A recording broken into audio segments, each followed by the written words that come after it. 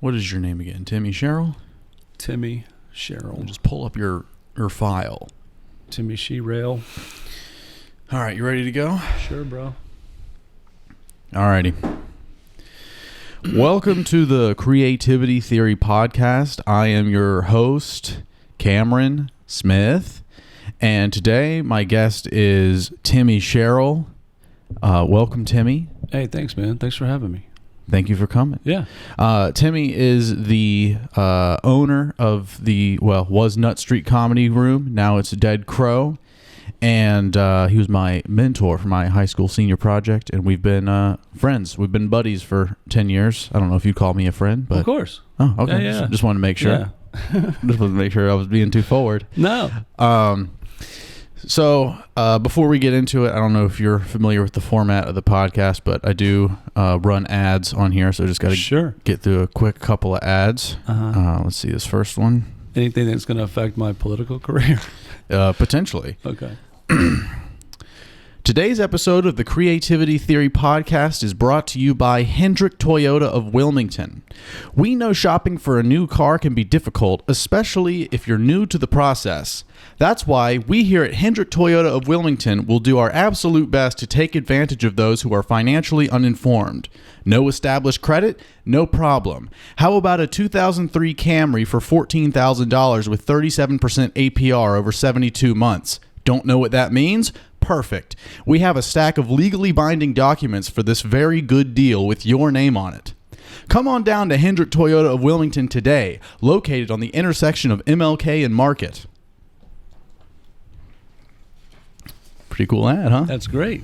Did they write that copy for you? I think so. Cool. So there's this one too. Would you actually mind reading this one? Okay, sure. And just pull the mic up a little bit more. There you go. Perfect. Perfect. Like that? Yeah. All right. Hey there, YouTubers. Are you mentally disturbed? Have you lost all moral values? Is your ability to use reason or judgment completely non-existent? If you answered yes to all three of those questions, then come sign up for Cricket Wireless. Get up to 1 hour of talk, 10 text messages, and 50 megabytes of data starting as low as $300 a month. Use promo code Timmy Sherrill, spelled TIMMYSHERRILL for 2% off when you sign up for a new plan. Cricket Wireless. Whatever happens on Cricket, stays on Cricket. Thank you. Appreciate that. Yeah, that was a good read. Thanks, bro. You're natural. You ever I do this sometimes, like, because I'm an officiant and I do weddings, and I'll be reading the copy and my brain goes, hey, isn't reading like really weird that we can even do? Like, did you know that these letters are going to make a word and you're in the middle of your speech right now? Yeah. And I'm like, shut up, dude. Shut the fuck up. Yeah. And my brain's like, no, dude. Language is weird. How are you going to even get through this without? And I have a self-sabotage button. Yes. Yeah. That is like you start overthinking, like pulling the nature of reality apart. Yeah. And everybody in the audience is just like, oh, this guy is really good at, articulate and he can project. Yeah. I'm up there just in a nightmare. Yeah. That was a beautiful reading. Thank you. You're welcome. I did think about that when I was about halfway through, though. Yeah. Words.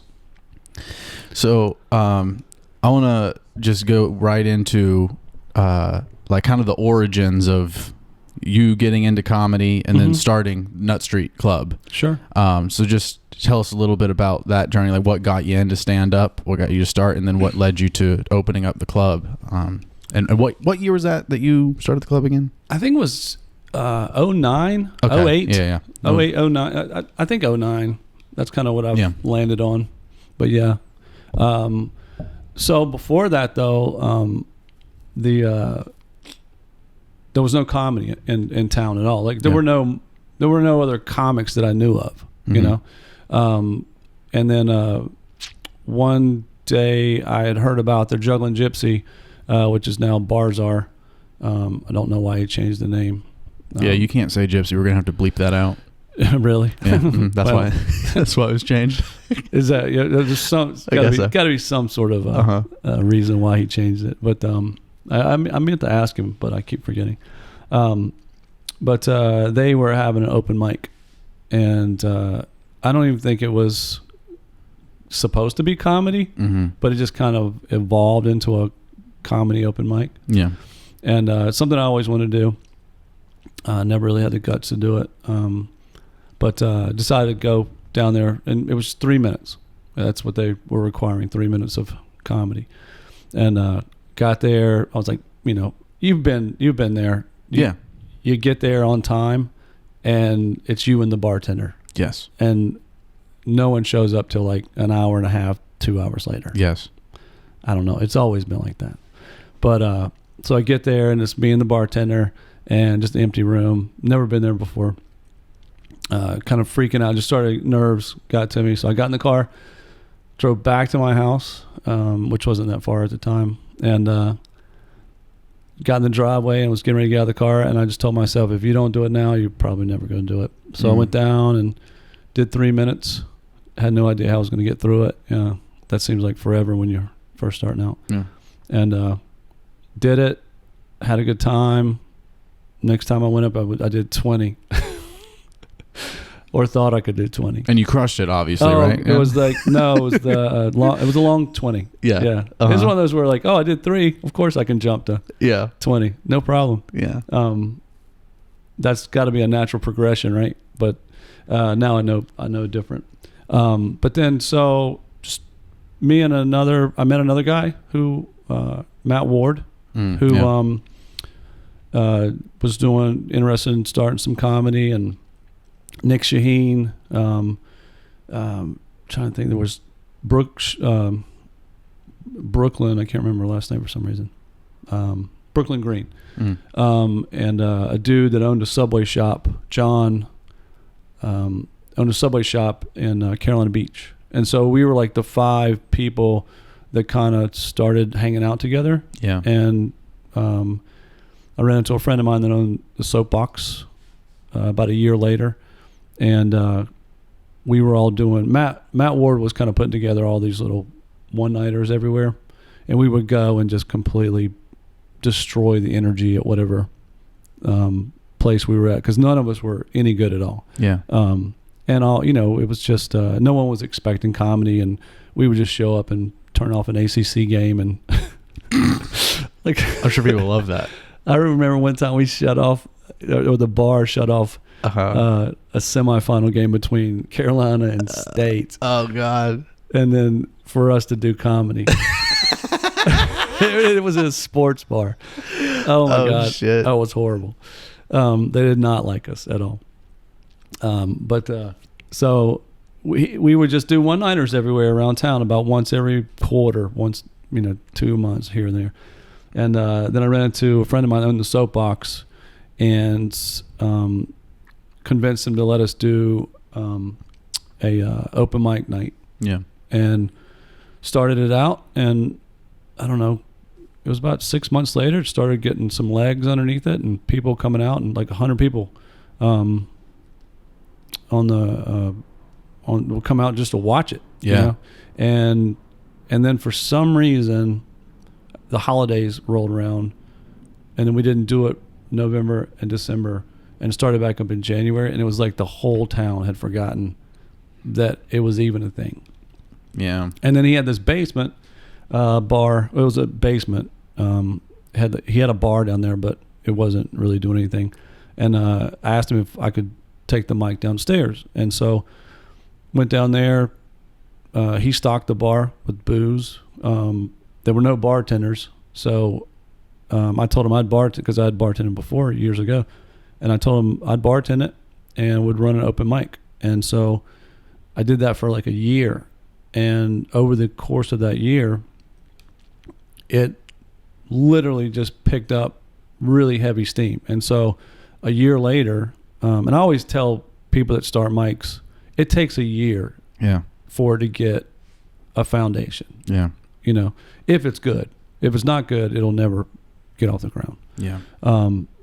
So about a year into it, it was 100 people every night. And not only that, a lot of people that were coming down there to see what this, because it had gotten around town that, like, the new place to go was Nutt Street.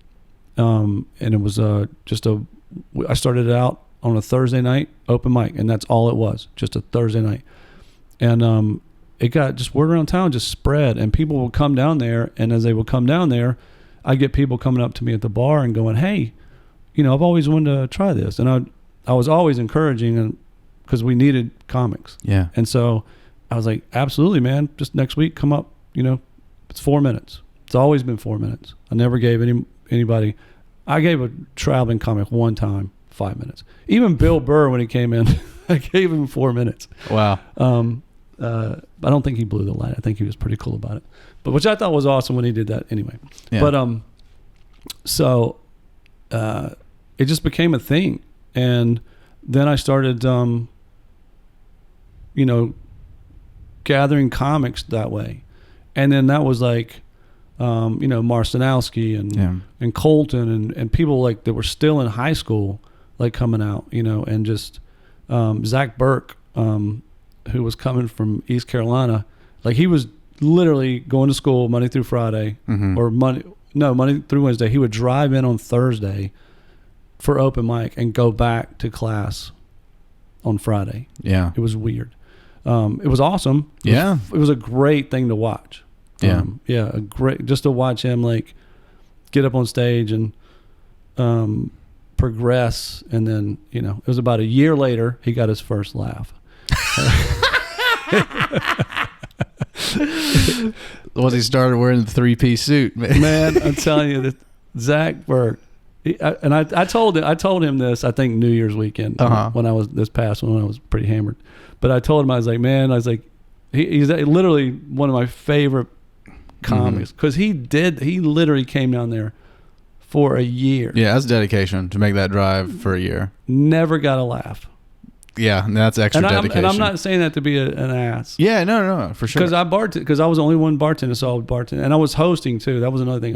I would be at the bar, and I would run up on stage, introduce the comic, come back to the bar, and serve people. And when it got super busy, to where like, I remember one night it was so packed in there at an open mic. I turned, I don't know, maybe to Colton or Marcinowski, and I was like, I can't do both. Yeah. You got to host. And that was the first time that I started like letting other people host the shows. But yeah, he came down for a year, dude. And I remember that night he was sitting there and he said something on stage, and the room it was like it was a packed house. It erupted. And these people that were coming down there, they weren't like, there were some new people, but for the most part, it was 100 regulars. Yeah. Every week. Sometimes it was like 140 in there. It was packed. But anyway. And when he got that first laugh, dude, I was as happy for him as I could have been for myself getting, that first laugh. It was so fun to watch. But but anyway, so once the Thursday night was like that, my friend Brent Watkins, who owned the Soapbox, we decided to start asking weekend people, and this is back when MySpace was the only thing online. So I would go to MySpace and find comedians. Like I found Rory Scovel on there. I mean, I didn't discover Rory. I just found him as a comic and invited him to come, right, do the room and stuff. And so that's how I would find people. And then when they would come in, like Dave Waite came in, and I would ask Dave, whoever the headliner was that weekend, and we started out with one show on Friday, one show on Saturday, and could not get an audience for that at all for another year. Like I remember I would be bartending and I would go up to the street and bark free tickets, free tickets. Yeah. And the budget wasn't that much for the comics. And so they would come in, have a good weekend, always got paid, no matter if we lost money or not. And then just kind of like started building an audience like that.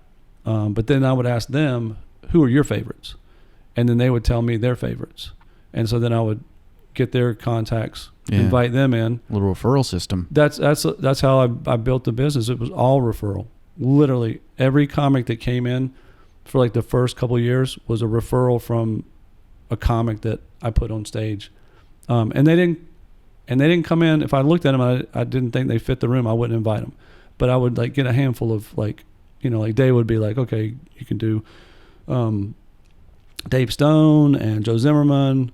They're really cool cats. And then I had known Joe from Asheville comedy scene already, so I invited him in, and Joe's always got like, he's just a nice dude. Yeah. So everybody likes him, so he's going to always give good references. And so it was just a referral system. And then it became 2 shows, 2 shows on Friday, 2 shows on Saturday. And then once that started, it just became a thing, and it was always packed. It was the craziest energy. And then I added improv on Wednesday nights. Dave was part of the group too, but Dave DeMiro. But people would come in, and Colton, and Marcinowski were on the improv troupe. They just wanted to be there more. Like they were already there Thursday, Friday. The comics would hang out Thursday, Friday, Saturday, every week. Yeah. Every year, all week long, and they wanted to be there more, and they wanted to do a Wednesday, so they would come in and do. It was like one giant fraternity that just did not go away. Yes, it was crazy until it closed. Yes, I can definitely attest to, because that first iteration of Nutt Street, I only got to experience for just a little under a year, because I came in September of 2012 and then had to close down in 2013 that summer. Right. But I can definitely attest to, out of all the rooms I've been in, the energy in there is so intimate and electric, and the community that I came into there, it really did. It felt like this family, this brotherhood, this fraternity. Yeah. And it really was like just the best group of friends to have. Yeah. Anyway, sorry to interrupt. No. I built it like that. Yes. And I built it like that because the group that I was with before, me and Matt and John and Brooklyn and I can't remember who else I said. Dave DeMiro would get up once in a while. But for whatever reason, and it happens in a lot of scenes, and I wouldn't call it animosity, and I wouldn't really call it competition, but we were all just kind of like figuring out who we were. Yes.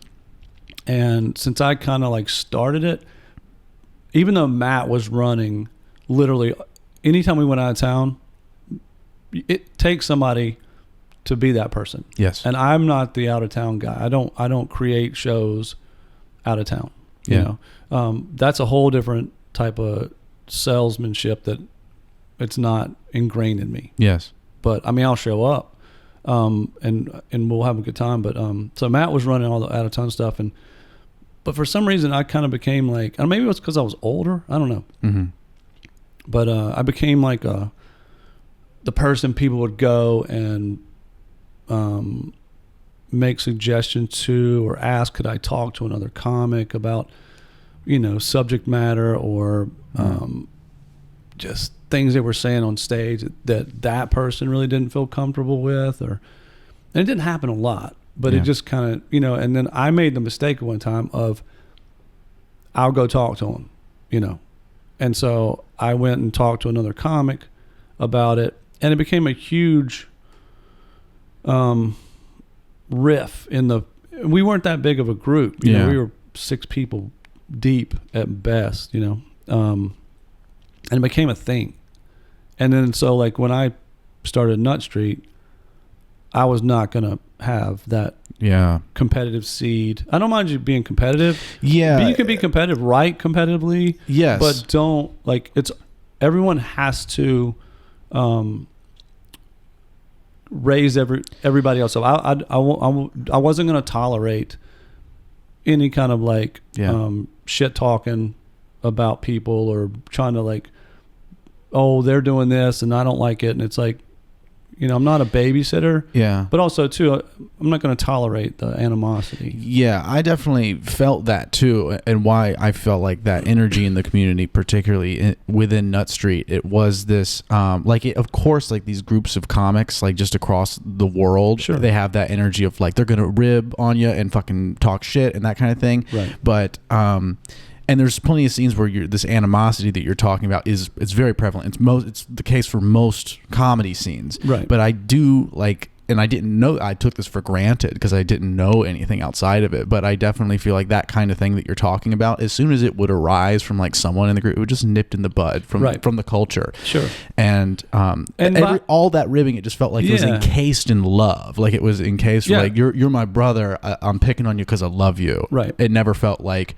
there was this deeper resentful animosity anywhere in there. I know a lot of larger places, like, you know, like say New York or LA or even Atlanta. Like that's a larger market. People are more cutthroat there because there are people that are gonna see you perform, and they do have things to offer, like TV pilots, or, you know, they're an agent, or, you know, and so you're constantly like trying to like there is competition for high stakes. I mean, like it's career and money and that kind of thing. And here, even though that we do have a film industry here, and I have had people come in before and ask me who that person is on stage from, you know, film production stuff. But I'm like, there's not enough people. We're going to be better comedians and have a better scene if we are supportive of each other. Yes. And so I would go, and I never, you know, I wouldn't tell people this, but I would go to people unbeknownst to other comics and talk to them about, you know, hey, you know, give them some advice. Or I tried to mentor as many people as I could, regardless of where they were in their career, or if they were just doing it a hobby, or, you know, if they made a subtle mistake on stage that, you know, it's unwritten rule you don't do. Like you don't do jokes after headliners, like shit like that, you know. Like if the headliner gets off stage, don't go up there and try to do another 3 minutes. Right. You know, it's like you just took away everything that person, you know, had gotten to. But anyway, and I don't know, I felt like if I did it in private and the other comics didn't realize it was happening, that I could kind of like help everybody to, you know, just be supportive. It's so much. That's why we have such a great scene. Comics used to come in here all the time off the road and not be used to this. Yeah. And they would come in, like I would say, come in on Thursday. And they're like, what's Thursday? I was like, it's an open mic. I'm not doing open mics. Because where they're from, open mics suck. Right. And they would come in and it'd be 100 people, 120 people. And then I've never seen anything like it. 40 comics. You know, and the energy is absolutely off the charts. Yeah. And they're like, this is a fucking open mic? Yeah. I'm like, yeah, dude. It's like, this is a show. I said, I know, but it's not a show. We don't, no ticket charge. It's just people, you know, we're selling fun, basically. And it's just, they couldn't believe it.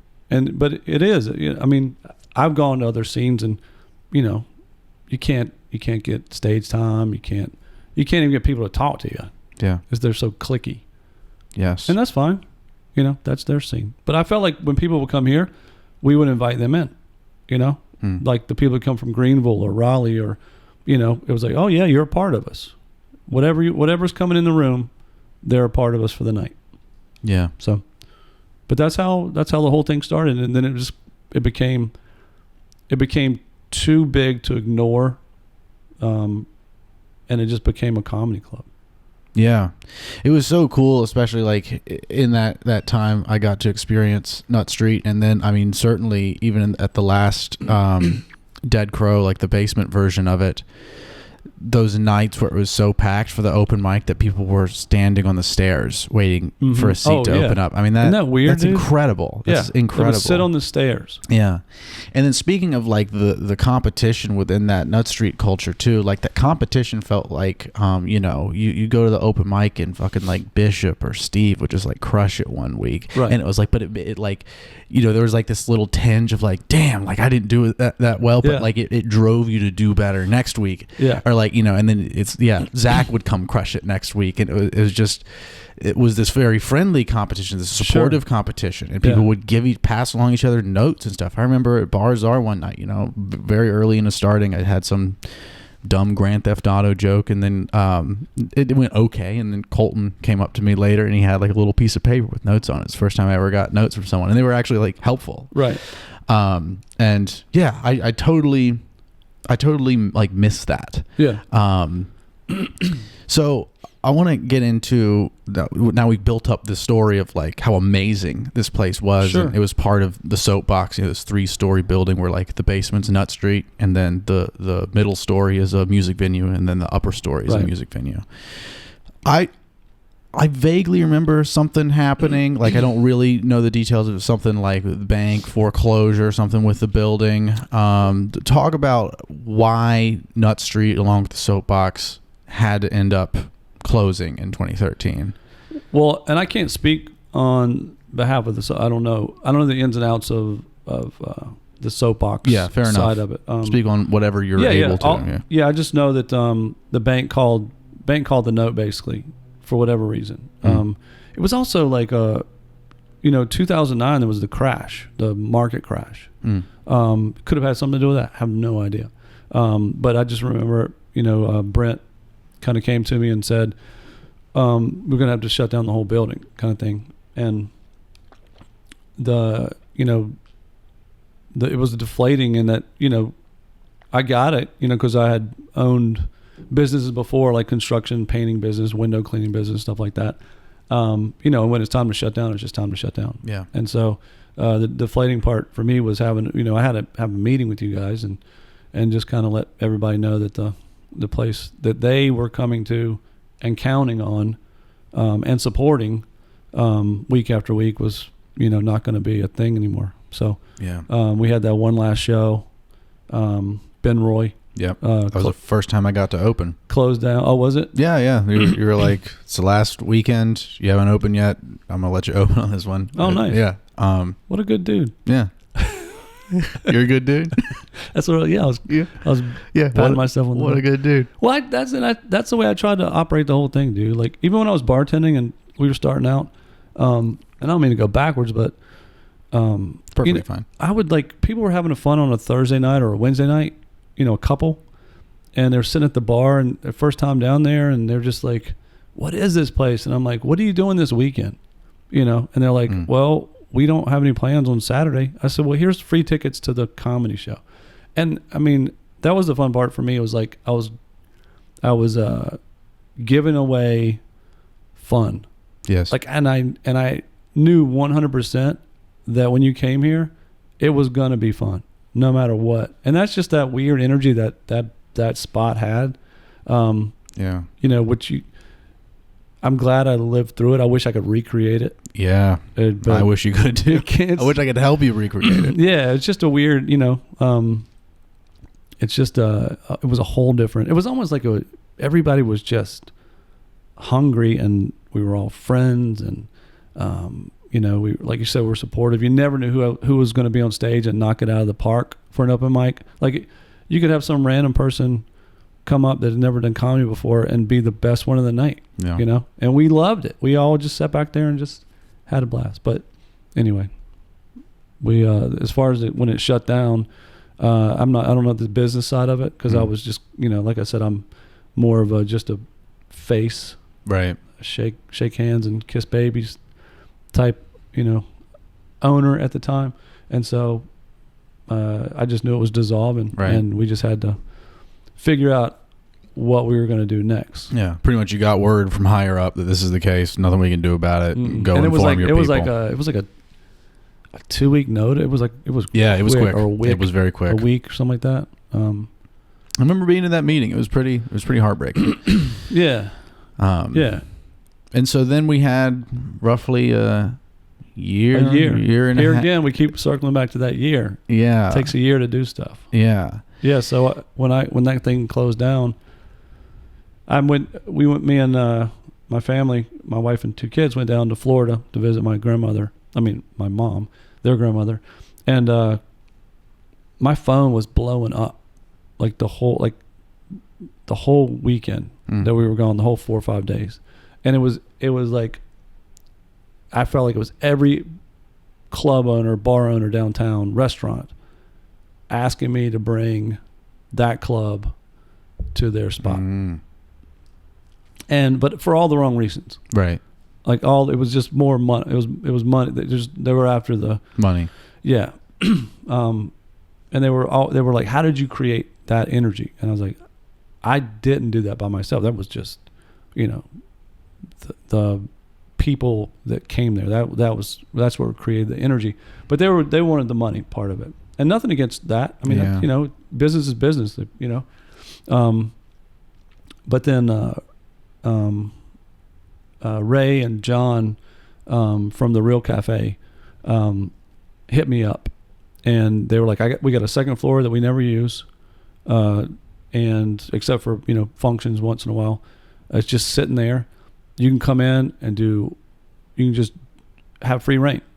I'll provide the staff, and you just do whatever it is you want to do. And so I went with the Real Cafe. I moved it to the Real Cafe, and we were there for about a year actually. So it was shut down from for the actual comedy club was shut down for a year, but the Real Cafe, we moved the comedy club to the Real Cafe second floor, only because they were good people, and I knew that their heart was in for, they wanted to make money for sure. Yeah. And we brought them every week, hundreds of people, because we took that energy and we had like a couple weeks off, and then we took that energy to their room, and it became a really cool spot to be at. I mean, people loved it, Yeah, I mean, I enjoyed when we did it at City Stage briefly, and then when we City went to Real. Yeah, Ian, who's passed away now, but him and he said we could use that spot for big shows and everything. So we just kind of left it at the Real for a while, and then Cole came to me. Cole, who owns Dead Crow now, he came to me. He's like, "Hey, if you want to open it up, let's figure it out." And the basement, it's funny. The basement that we opened that one up in is the same stage wall as the original club. Yeah, it's just on the other side. Yeah. Of it. The footprint is exactly the same. The capacity is exactly the same. So we just moved the club from one room of that building to the other one. Yeah. And so we, Cole, if it hadn't been for Cole, I mean, for like having the desire to like want to make it a brick and mortar again, it wouldn't be around. There's no way, because I wouldn't have done it. Right. I didn't have the capital to do it, and him and his family were willing to invest in it, and he was actually part owner of the Soapbox, a small partner. So it was kind of like keeping it in the family at the same time. Yeah. And then we had to change the name. Yeah, I was just about to ask about that. So I know you, for some reason, you couldn't continue using Nutt Street. Right. And then you ended up coming up with Dead Crow, and I believe I've heard that you got this from a dream. No. So Nutt just Street. Just a myth. The Nutt Street, I named it that, and people would always give me shit about it. Like, when I was talking to agents or comics, they're like, "Oh, yuck." Yeah, might as well call it Cum Street. Yeah. I'm like, no, dude. There's literally Nutt Street runs right behind the bar in the alley. It's an alley now, but it's Nutt Street, still is. Yeah. And that's where it's located, the back entrance, and so that's what the name. It just was. Yeah, that's on you, buddy, for being jizz obsessed. It was it was jizz. Did you say jizz incest? I just said jizz obsessed. Oh, I thought you said jizz incest. I was like, whoa, dude. Jizz incest. Let's take you there. New level. But yeah, so when we went to reopen, the name wasn't available. Yeah. Again. So we decided to rename it, and I had this production company called Dead Crow Productions, which was like a little film attempt, a little production company that I attempted years ago, because I'm a world famous actor, and all actors want to produce their own shit for some reason, because they can't get roles. That's why, because you can't get roles. So you put yourself in your own roles. But anyway, I had a production company called Dead Crow, and I just decided to we decided that would be a good name for the club. And the Dead Crow came from when I was a kid. My dad used to, ever since he was a kid, he used to collect weird animals and keep them. Mm-hmm. Like he had a fox. Like we had a stuffed fox in our house forever. But we had a chicken coop. We lived on a tobacco farm. And we had a chicken coop out back. And on top of the chicken coop, he kept a crow in a wooden cage. And the crow would keep the fox and stuff away from the chickens.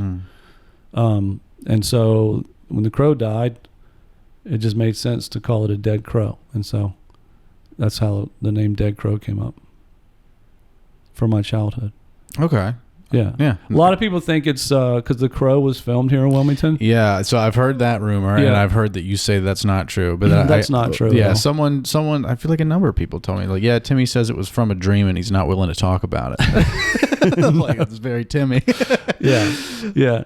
No. Well, I'm kind of glad that I'm so mysterious that people have they talk about me and all my weird quirks. Yeah. Yeah. Yeah, you're like a mysterious, chill Mr. Miyagi. Yeah. A mentor of the scene. But yeah, the actual name comes from a crow that my dad used to keep on the chicken coop. Yeah. That was dead one day. Yeah. So another place I want to visit is from going from Nutt Street to Dead Crow, you're co-owning with Cole now. You also kind of got busy with other parts of your life and either chose to or just could not be as involved as you were before. What happened there? Like, what was your reasoning or position? So it's I would say there's a couple of things.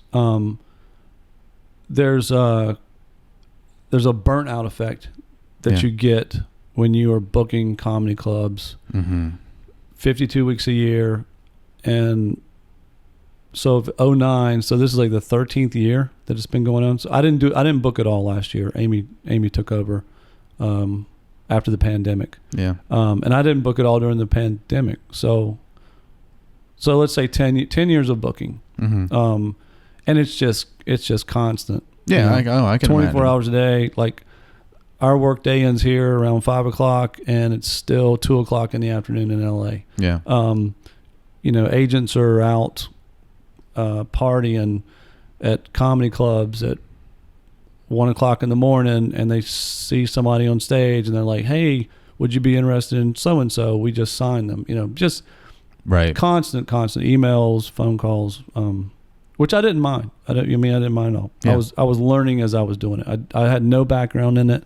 Like I said, I started out booking on MySpace, and then dealing with Hollywood agents. 10 years later, or less than that, but for about 10 years, and that's a whole different game. I mean, that game is like, it's not set in stone, but there's a lot of do's and don'ts.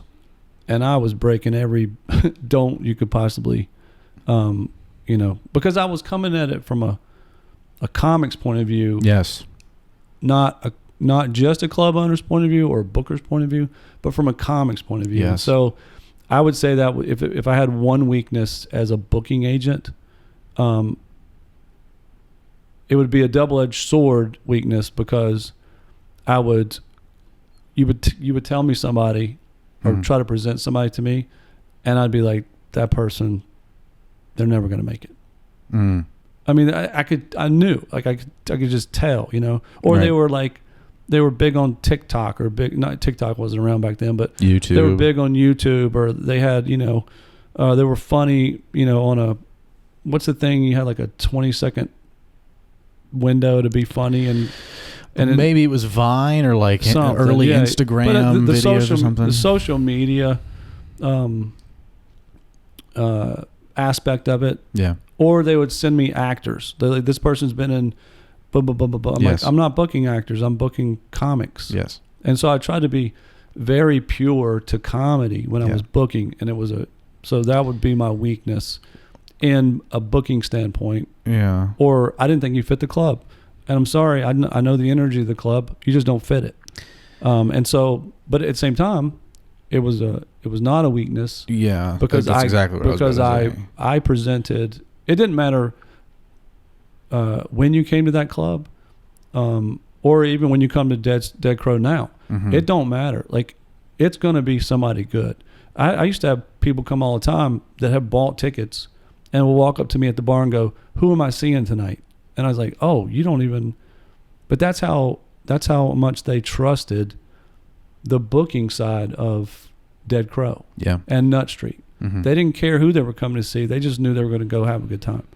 So it was a weakness and a positive. Well, I certainly feel like you being a comic in this role of owner and like managing the club to a large degree, I saw that even in hindsight, I see it more as like a amazing feature, a very important feature about the inception of that culture that we were talking about, right? And I think the creative freedom and integrity of a comedy club, right? Because you definitely had this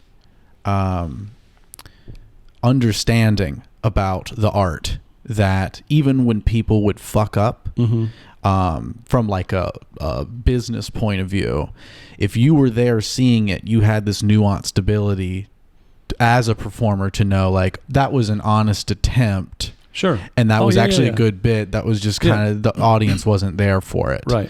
I can totally see that bit working. And I don't know. And also this as a comic wanting to preserve that ability to try things out, particularly at the open mic, and then understanding, of course, the weekend shows are about the headliner and creating an integrity for their slot in the night. But I always felt like you being super involved was what made Nutt Street what it was. Right. And I feel like Dead Crow had a good element to that, but as you pulled away for whatever reasons, see what you're saying. It became to where like it's not 100% that, it's maybe between 60 to 80%. Sure. I was at Nutt Street. I was there all the time. Yeah, like I said, like almost 100% of the time. Oh my God. Well, the door, like no one would work the bar if I wasn't there. So, and basically, like I said, 2009, there was a crash, right? The housing market. I was in construction, so I was out of work. So I basically was able to not only do comedy, but create my own job, my own payroll coming to me. Yes. And it wasn't a lot. It was just, I worked for tips. When I first started doing that with Brent, I didn't get paid other than the fact if I was bartending. That's why I volunteered to bartend, because there was no salary for that club to be open. So I would bartend, and I was making like $20 a night, and raising my kids were, 12 and 10, 12 and 9, something like that, 12 and 8, 3.5, whatever 3.5 years difference is. So they were young, and that was another thing that, I don't mean to bounce back. No, it's fine. Bounce around, man. Bounce around. But that was another thing that. So I'll get to that point. I was there all the time, and so my wife Lisa was having to kind of single parent, and her job is Monday through Friday, so that week the club is Thursday, Friday, Saturday night. We were on opposite schedules, so I was there for 4 years. All the time. Yeah. I knew every comic. I watched every open mic. I watched every improv. I knew who was working towards being better. I knew who wasn't doing anything. And just real quick on that, I just want to say that was another thing, particularly with who got paired, like as the opener or feature act with the headliners that would come in. You were just watching everyone over time, and you just had your finger completely on the pulse, not like as the owner / manager and a performer that understands. Right. And so like I felt like your curation of that was impeccable. Like it was there was an art to it that was beautiful. Yeah, there is. Yeah, because you don't want to do a like. Yes. An opener and a headliner to be the same, because you're watching the same thing. So you want a little bit of a yin and a yang to it. but nothing. But not so much yin and yang that it just doesn't make sense. That it doesn't make sense, or it's off the rails, or sometimes maybe you do. Sometimes maybe you want to shake it up a little bit. Yeah. And it is. It's just a matter of like plugging people in that are going to fit well, but not only that, plug them in when they're ready to be plugged in. I always had a little hierarchy with the comics that there's a 4-minute comic, which is the open mic comic. Mm-hmm. You got to get good at that first. Yes. And then I would give like increments of 2 minutes. Now you're a 6-minute comic, and then now you're an 8-minute comic, and now you're a 10-minute comic. Okay, that's a lot of levels. Yeah. But when we start out, even I'm guilty as anyone else. When you start out, I could easily give you an hour, bro. I've been doing this for 3 weeks. I'm gonna go on stage and give you an hour. It's like, yeah, you can bore the shit out of us. Yeah. For 56 minutes. Yes. And give a good 4 minutes, but I don't want to hear the 56. You're gonna, and so I would keep. I had positions that people were in, and then once you made the 10-minute mark, then you were able to open up, for a working comedian on the weekend. Yes. If you were between 6 and 8, you usually got a 5-minute guest spot or a 6-minute guest spot. But I felt like I would do an injustice to the people that I was putting on stage, the locals that I put on stage, and which, by the way, I put locals on stage for a reason, because that curated the comedy scene we had here. Mm-hmm. It made the club stronger. It made you guys stronger. And that's why I never hired openers coming out of town. Yeah. Because it just made for a better comedy scene. And it was like a reward for doing well. Yeah, it was like, you reached the level to go and do a guest spot on a weekend show. Mm-hmm. You've reached the level to do a 10-minute spot. You've reached the level to now do 25 to 30.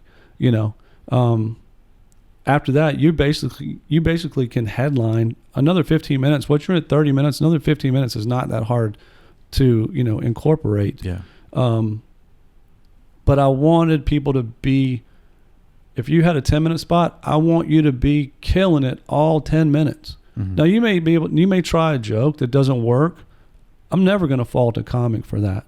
You may do a whole 5-minute block that just shits the bed. It's not your fault. The energy shifted, or the fucking audience just wasn't into it. It's so amazing to me how audiences laugh and are silent at the same time. Mm-hmm. It's like, or this side of the room could not laugh harder, and this side of the room is, their arms are crossed. And I'm like, what? Are you guys watching the same fucking show? Like, this is, but it's when you're on stage, you can feel the energy in the pockets and the lows and the highs, but I never faulted comics for trying. If you wanted to go hang yourself on a limb, go knock yourself out.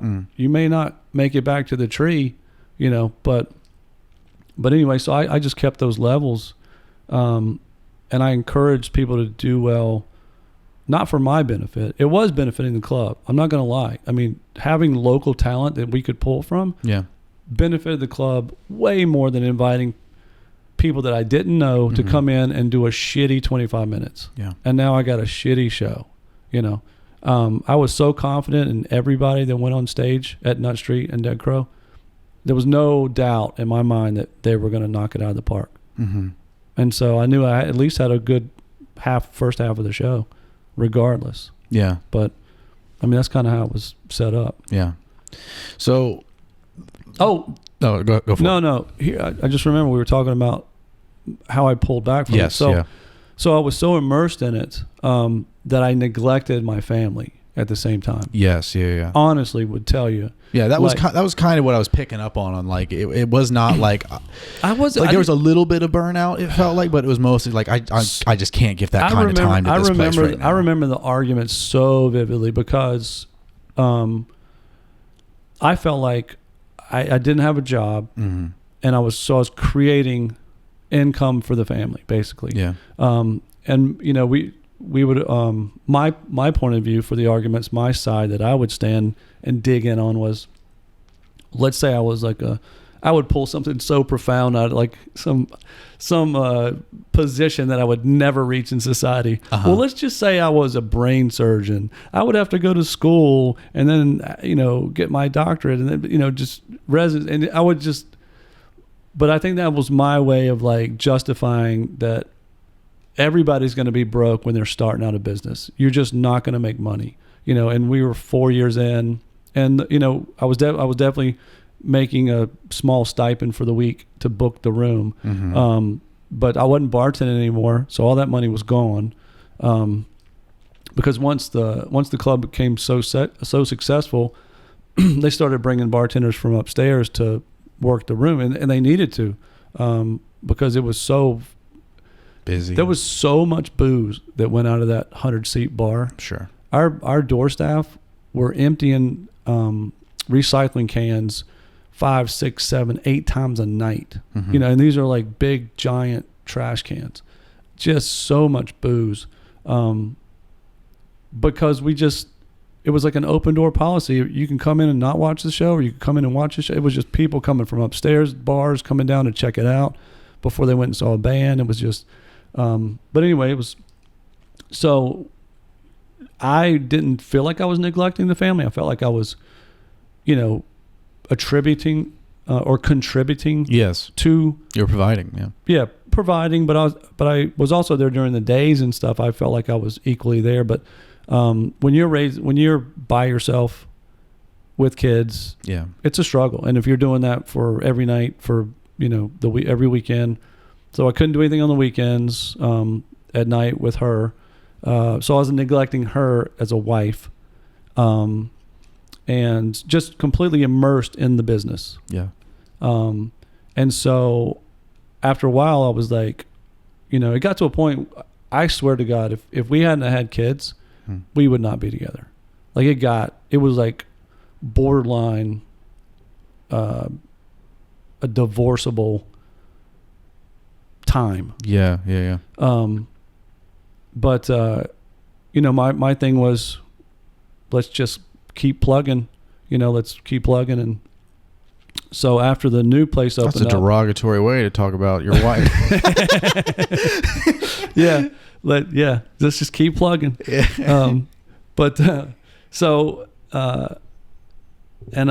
just, when you have your own business and you're not in it with your partner, you neglect the family. I did. I'm speaking for me. I neglected it. I thought I wasn't. I really was. And so when the new place opened up, and then it even got worse at the real cafe, because now it's not my brick and mortar. Now it's another person's business that I have another obligation to now. I've got not only the comedy side of it, but I need to provide audiences so that they're making money, so that they keep us around. So once we got our new spot, me and Cole upfitted that place. So we were there for, I don't know how long, 6 months or so, completely gutting it, renovating it, building it out, everything, buying equipment for the kitchen.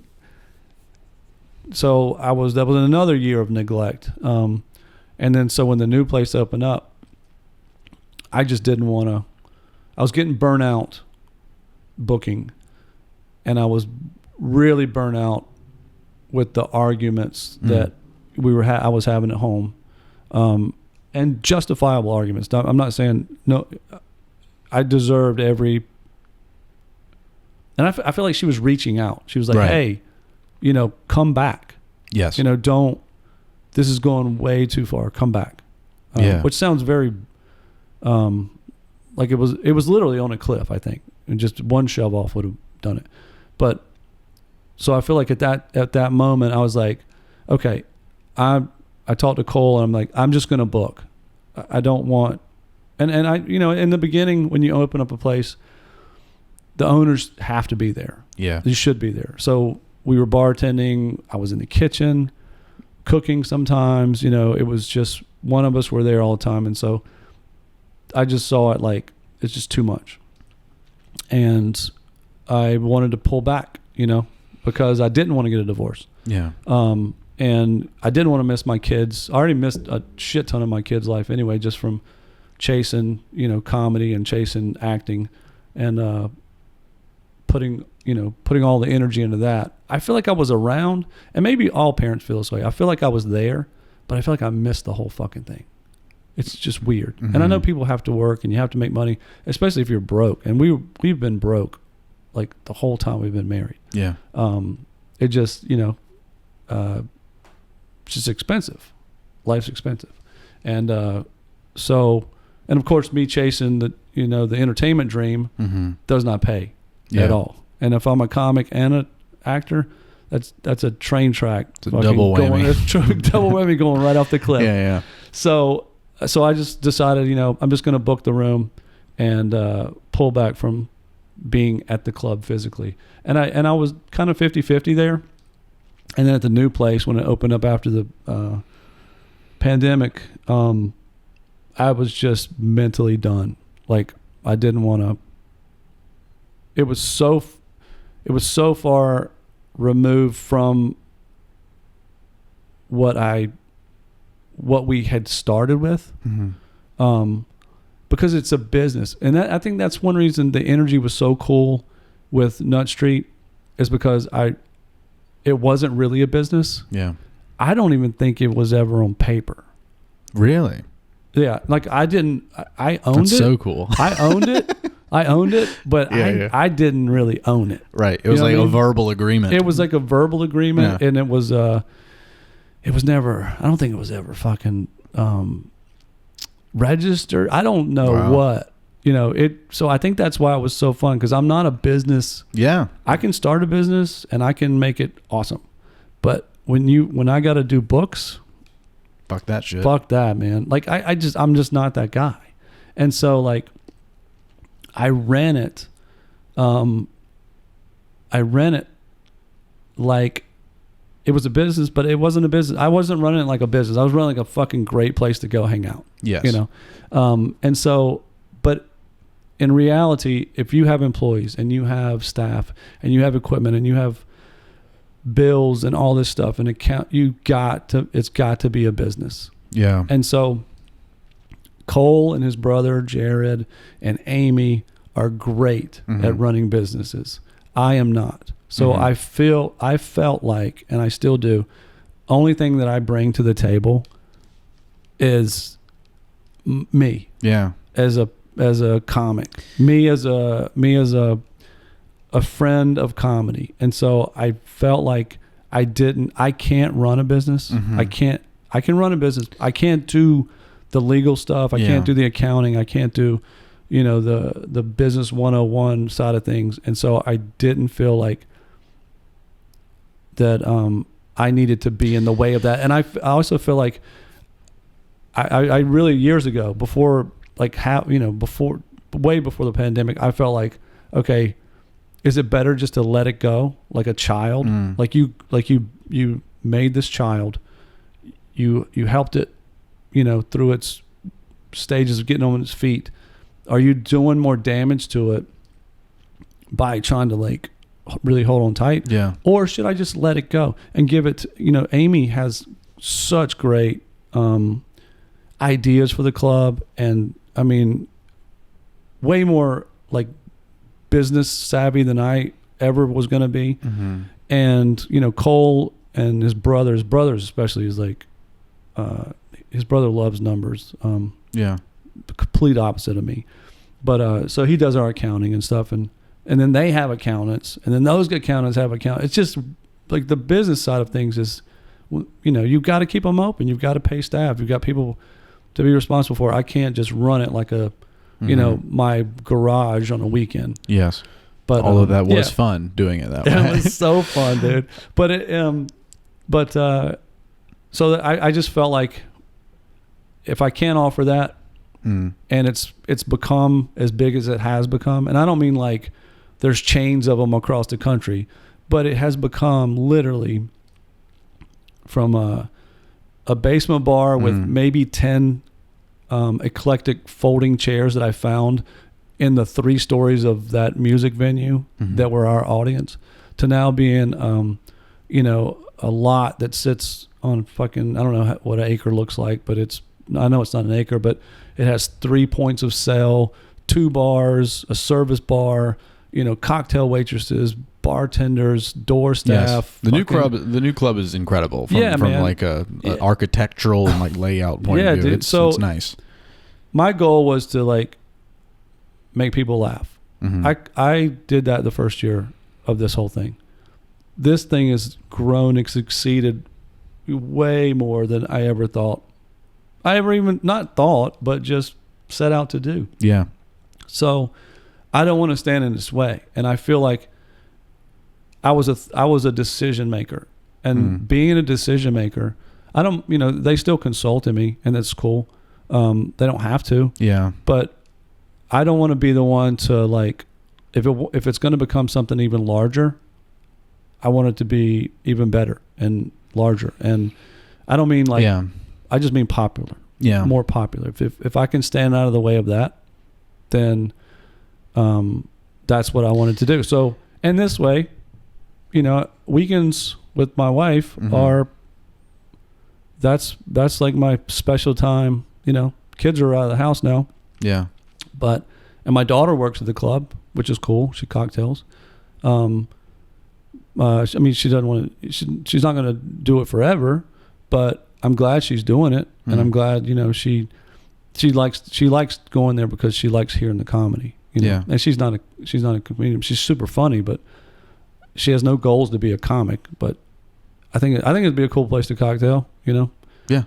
But so I just kind of got out of the way, and so I just told them that I wanted to, back off completely. Yeah. And so this year we signed the paperwork, and I'm not a part of it.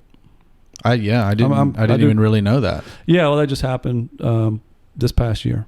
So I mean, it's not something that I'm like gonna run around town and say, but I'm not a part of it for all the right reasons. Mm-hmm. I'm not a part of it for my wife. I'm not a part of it so that it can grow. Yeah. However, Cole and Jared and Amy want it to grow. I don't want to have a veto or even if you always have somebody that doesn't maybe think the same thing should happen, then I don't want to introduce a negative thought to your plans. Yeah. Does that make sense? It's like if that's what you think is going to be awesome, fucking go do it. Yeah. Don't come to me and be like, hey, you think this would be awesome? And be like, nah. Or maybe I go, absolutely, that's a great idea. Fucking run with it. Mm-hmm. It's hard for me to be that. Yeah. Pivot.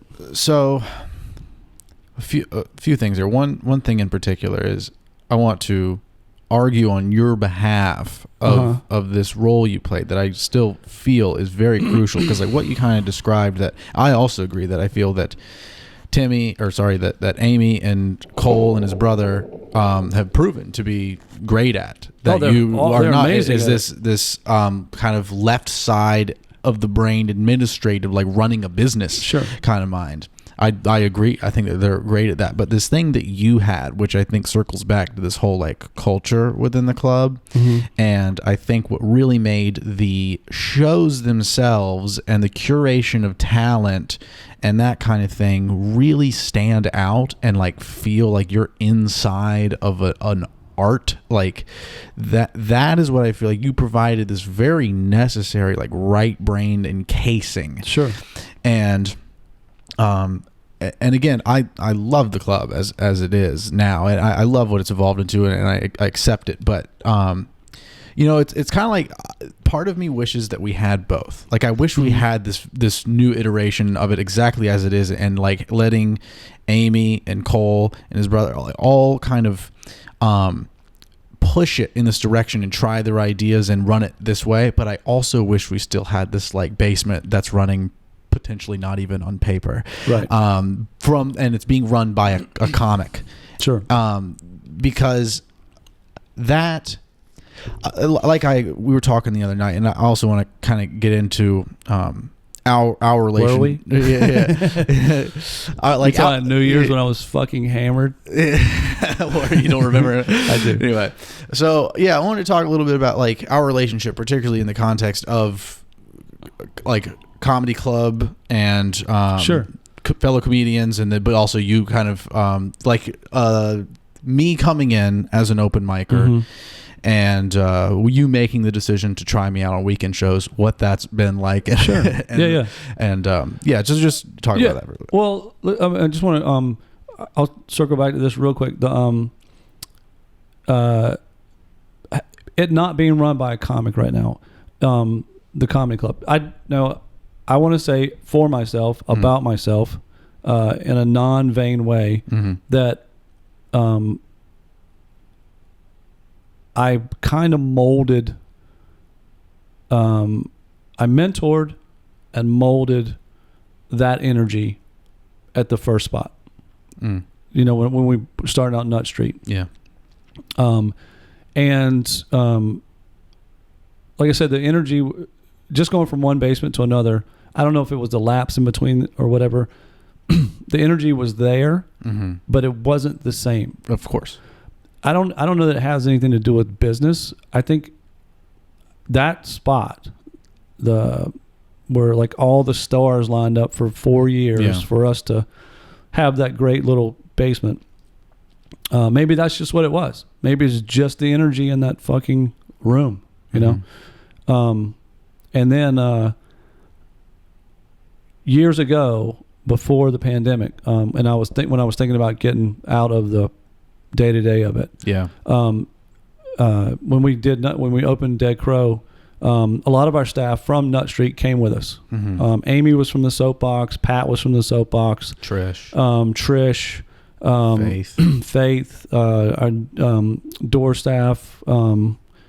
What was the girl's name at the door all the time? Marcel. Oh my God, the most amazing multitasking door person I've ever seen in my entire fucking life, dude. I loved her. Oh my God. And could shut down. She was like 4 nothing and could shut down a dude in a heartbeat. I mean, it was so fun to watch. So that staff came over, and Amy was put as a manager. And so I was just doing all the booking for the club and stuff. But a couple years before the pandemic, when I kind of knew I was going to be going passing the torch, I started to, like, I mentored the comics. I started to, without acknowledging the fact, I started mentoring her on how to book, because I couldn't really say it out loud, because if I said it out loud, we were 2 years into this club and already I'm kind of felt like I was jumping ship, and then the staff would know that I was kind of thinking about it. Cole would know, my partner would think I was thinking about it, and I didn't want it to seem like I was jumping ship and leaving the club for any reason other than the fact that it was just time to do it. I felt like it was time to go. For personal reasons, and also for the reasons I said about passing it off to somebody who had new energy with it. So I kind of, without letting Amy or Cole know or anybody know, I just started gently talking to her about, contracts and booking, and teaching her how to, since she was managing, teaching her how to run a show. A show I was taught by Jeff down at the Comedy Cabana, when he would let me host I shouldn't have been hosting when I first started out. That the show is not about you, regardless of what your role is in that show. Whether you're a host, an opener, a 5-minute spot, or the headliner, even the headliner, it's not about you at all. It's not about the audience.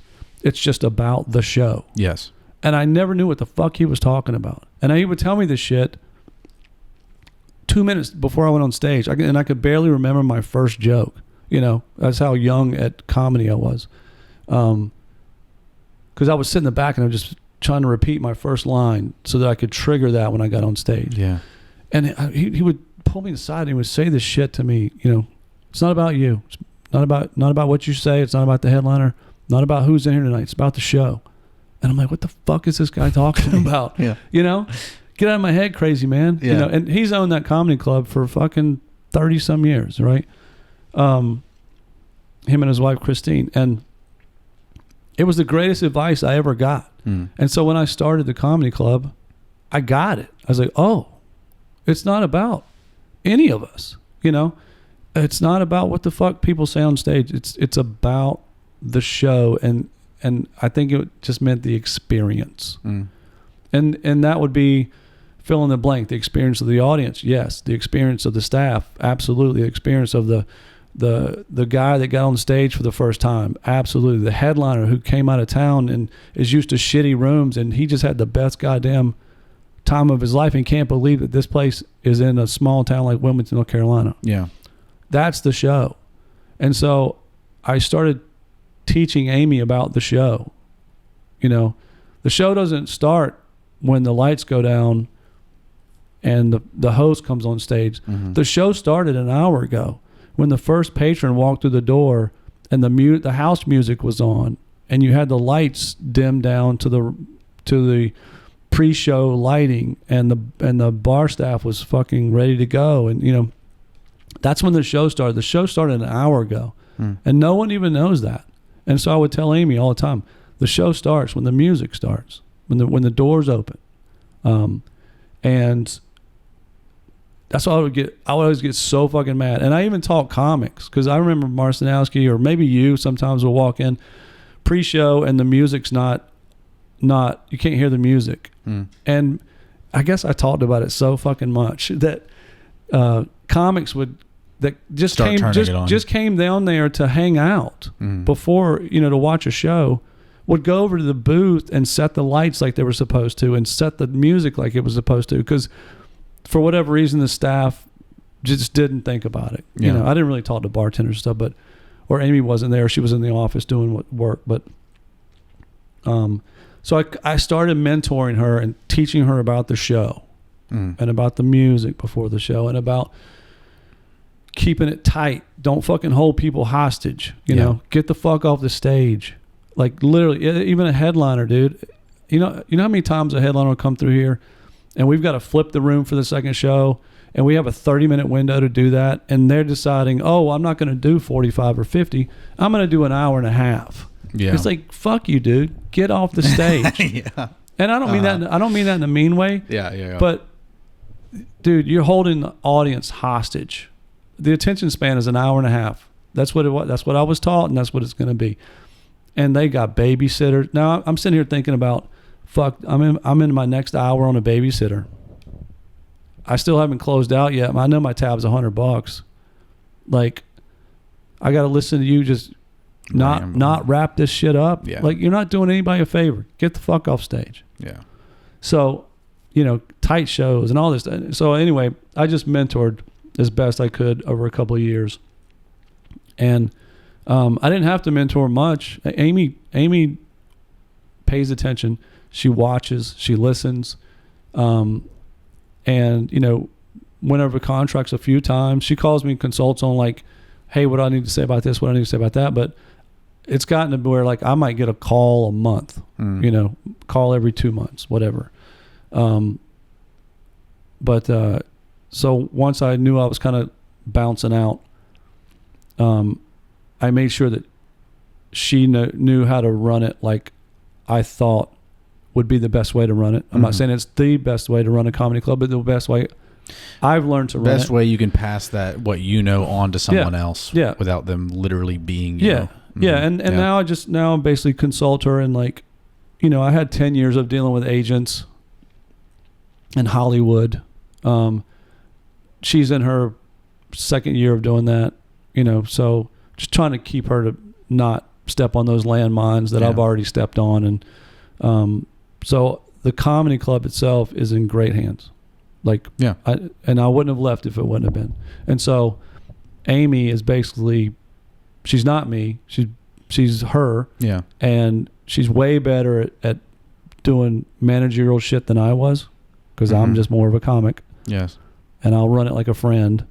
But there's sometimes when you can't be a friend, you know? Yeah. So you got to be the person that is in charge. Yes. I agree that it is run it's a very solid business now. Yeah. And I do agree with that. I feel comfortable walking away.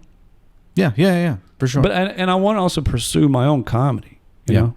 And when you go, hey, I'd like to come headline your room, and they're like, where you been? Well, I own the comedy club. Oh, you're an owner. You're not funny. Yeah. Like now you can say you're not a club owner. Yeah, there's don't even talk about. I don't even talk about the fucking comedy club. Yeah, because every time you say it, like it's a immediate door slam most of the time. Well, I'll make sure to not include that in your bio in this. No, episode. Please do. Fucking some comedy does not clubs own a comedy club, has never. Some comedy clubs are owned by comics. Yeah. So. So anyway, I wanted to. Yeah. So what was your question?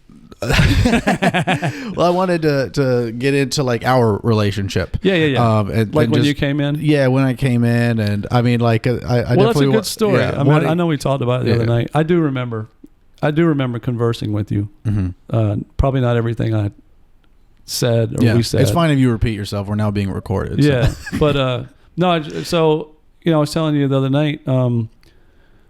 I remember I used to get not a lot, but a handful of seniors who had to do our senior project for high school, right? Mm-hmm. And you were one of those people that came in. And I was telling you the other night that most people had the desire to do comedy. That's why they chose that for their senior project at high school, but they would kind of half-ass it. Like, some people would come down for the initial meeting and then show up for me to sign their paperwork, Right. And I get it. I was the same type of student. But you were the only one that actually not only went through all the steps you're supposed to with your school, but you had like a plan. You already had a fucking like a PowerPoint plan of what you were going to do when you came in there, and you came to me and you said, I'm going to do, I believe it was 10 open mics, right? Was it 10 or 8? So I ended up doing 3 a week, and it ended up being like about 30 open mics over the course of 2 or 3 months. I think weren't you going to do like 10 or something? It was going to be. So it was like 5 main genres of comedy, right. 1 genre a week, and there was a subgenre in each one. So 10 genres of comedy is maybe what. So when you came to me and our initial meeting, you had this PowerPoint about what I'm going to do 5 different genres of comedy.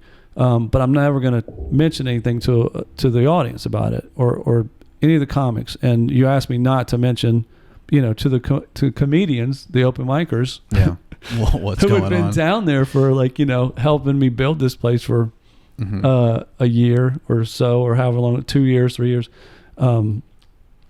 And I didn't say anything to anybody, because I was curious as how this was going to play out, because you were going to do, what were your 5? You remember your 5? I know you were going to do hate comedy, or fucking, so I know that Christian comedy. I know 1 week, I know that there was blue comedy 1 week, and there was dark comedy another week. There was anti-comedy 1 week, clean comedy 1 week, and surreal comedy.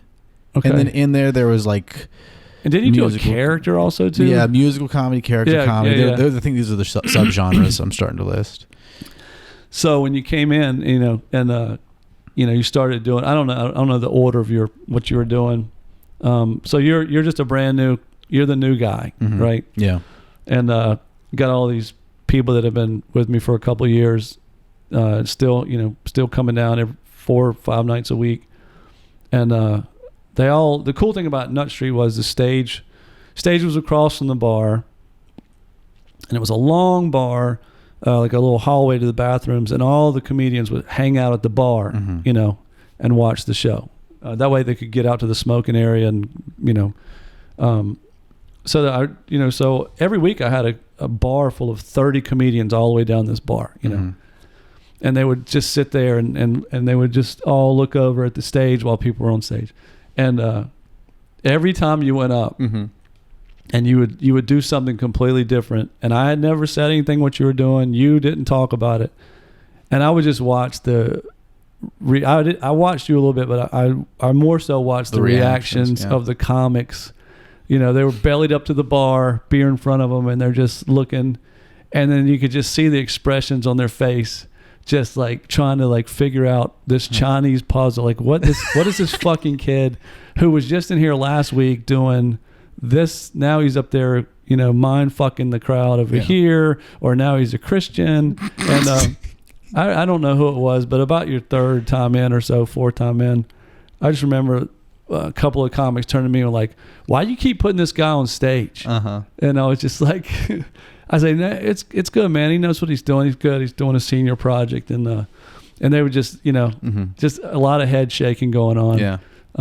I remember Mike Van Vliet came to me like months later after I had been there. I was going to ask you, did they try to give you advice? Well, no. So Mike Van Vliet didn't say anything to me for months. And then finally, after like we kind of like just naturally talked a little bit off stage, he finally, after months later, was like, hey, man, and I've had a number of things like this happen, like with different people. He was the first one I distinctly remember when starting comedy. But he was just like, hey, man, I got to say, I've been watching you for months and I fucking hated you like this whole time.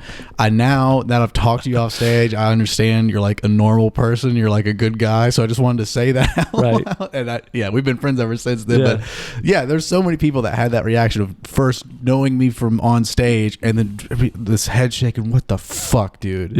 And then finally like talking to a little off stage, like, oh, it's like, okay, now I understand like how much of an act this is.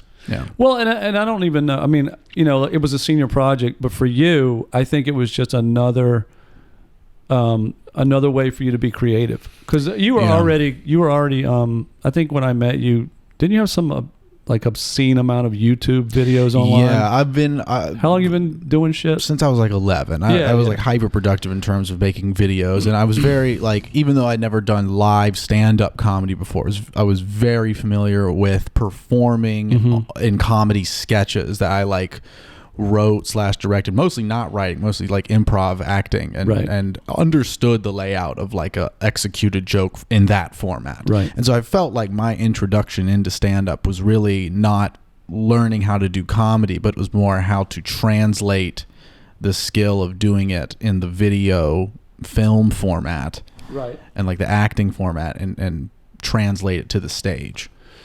Well, and so knowing you as like just a student looking for, a fulfillment for a senior project, and then finding all that about, I immediately knew, I was like, oh, this kid is not a senior project. This is just him, like finding another voice for his creativity, and then of course you never left after coming down for whereas most people that, I think maybe one person came down and did like another open mic one night, trying to get into the scene, or and not that anybody said he couldn't. She just never returned, basically. Right. And then you became a part of. I chose to go to school at UNCW just because I was like, I could go to the film school in like Durham, but I want to continue doing comedy here. And I mean, it was just such a fucking crazy. People made life decisions based on that spot. Yes. I know I did. Yeah. And that's great. And I'm glad you stayed, because, you helped us build. You came in a few years after we started, but you helped us build, and keep the scene going in a more positive direction. Yeah. So I'm glad you stayed. Thank you. Yeah. Well, I wanted to get into too, like a little bit of that, like difficult and maybe even like negative side of having to deal with me in terms of like taking the risk of putting me on a show and dealing with complaints about me. Sure. In those that. Well, ironically, Mike Van Vliet used to be that guy. Yeah. Or and he wasn't. And neither are you. Like, you know what I mean? Like, people that know you off stage, you are creative and you do have some edgier shit to say once in a while. And so did he, and so did Chris Hargy, Yes. So there's always been somebody that, had a little bit more of an edgier type of humor. But it's hard to... I don't think there's a really the answer I'm going to give you is very windy and no, I'm just saying it's just I can't go like, oh, this is you. I mean, it's more of a like, okay, it's like you wouldn't go, oh, you're creative. Of course, be as creative as you want to, but not during a. But be as creative as you want to, but not. It's a. I heard something the other day. My wife says I'm addicted to Instagram now. Are you? Which I'm not. No, she says I scroll all the time. Whatever, lady. It's if that's our fights now, so be it. But I was watching Dr. Dre being interviewed, and they were talking about, when he was recording Eminem, and he's like, he said that Eminem never told him what he was going to say before he heard it. Yeah. So he would hit record and he would say just the fucking most off the wall, nastiest rhyme, and the guy's like, did you ever shut him down? Like, hey, we can't do that. And he's like, no, man, you got to let the artist go. And this was after you and I talked, and I was trying to explain to you Saturday night, New Year's Eve. And I was like, that's fucking perfect. That's what I'm going to tell Cameron. Like the next time he asks me about, his performance, fucking, it's not up to me. Let the artist go.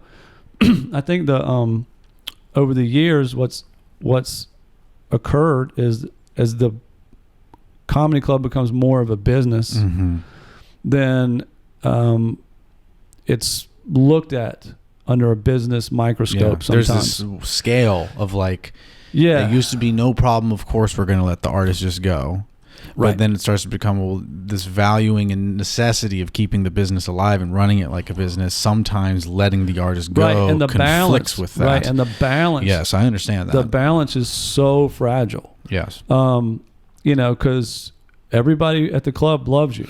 Absolutely fucking. If anybody's in the back laughing and stuff, it's usually the comics at the comics or the staff at the comics. If that even when the audience has gone sideways or got up and walked the fuck out, sometimes we're laughing at you. Sometimes we're laughing with you, but more than not, we're laughing with you. Like, holy shit, that's so wrong to hear, but that's hilarious. Yeah. But so it's kind of it's a fragile balance in that you want people to be able to go up there and just be themselves, regardless of,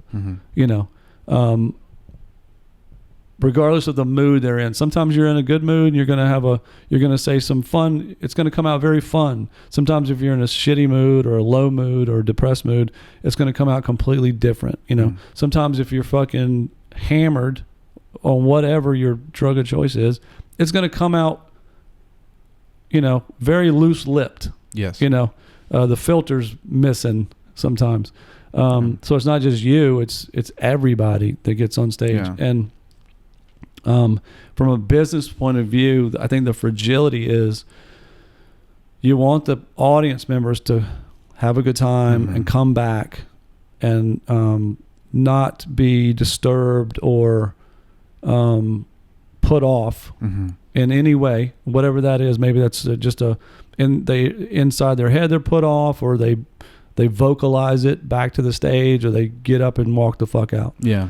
That's, you don't want that. But as a comic or a club owner, you also understand that you can't please everybody, and people are going to walk out regardless, even if it's somebody on stage that's clean and they say something that the person, maybe they make a Trump joke or a Biden joke, and I'm not sticking around for this bullshit, and they get up and walk out. So it doesn't just come from people who say or have like edgy comedy, but it I think from a business point of view, I think it's really hard to juggle that.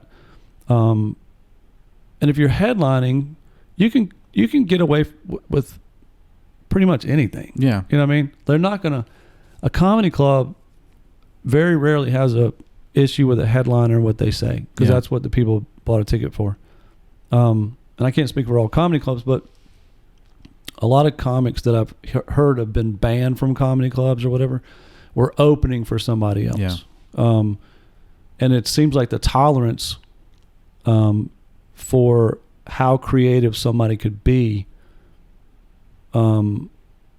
is based on how tolerant the audience is with that person, which kind of seems unfair. You want the comic to be a comic. It's super variable. Yeah, you and want the artist to be an artist, but... And like some people really claim, like some comics will really claim they have this incredible ability to read a crowd before they start doing anything, and feeling out through maybe testing jokes where it's going to go. But I mean, my experience, and this might be because one, the way I work, and I'm constantly like throwing out material and trying new stuff, and which is great. That's way more preferred. Yes, and also that there's a wide range. Same shit for 20 years. Yes, and also there's a wide range, like this, element of one. It's a feature of why I'm maybe not so great of a risk for a business standpoint. Is my performance, what it's going to be, is rather unpredictable. You don't necessarily know what version of Cameron you're going to get that night. I hear that a lot. Yeah. So, and I'll just say this on that point. I'm the same way at the Comedy Cabana. I was considered a loose cannon. Yeah. And I cannot get booked at the Comedy Cabana to save my fucking life.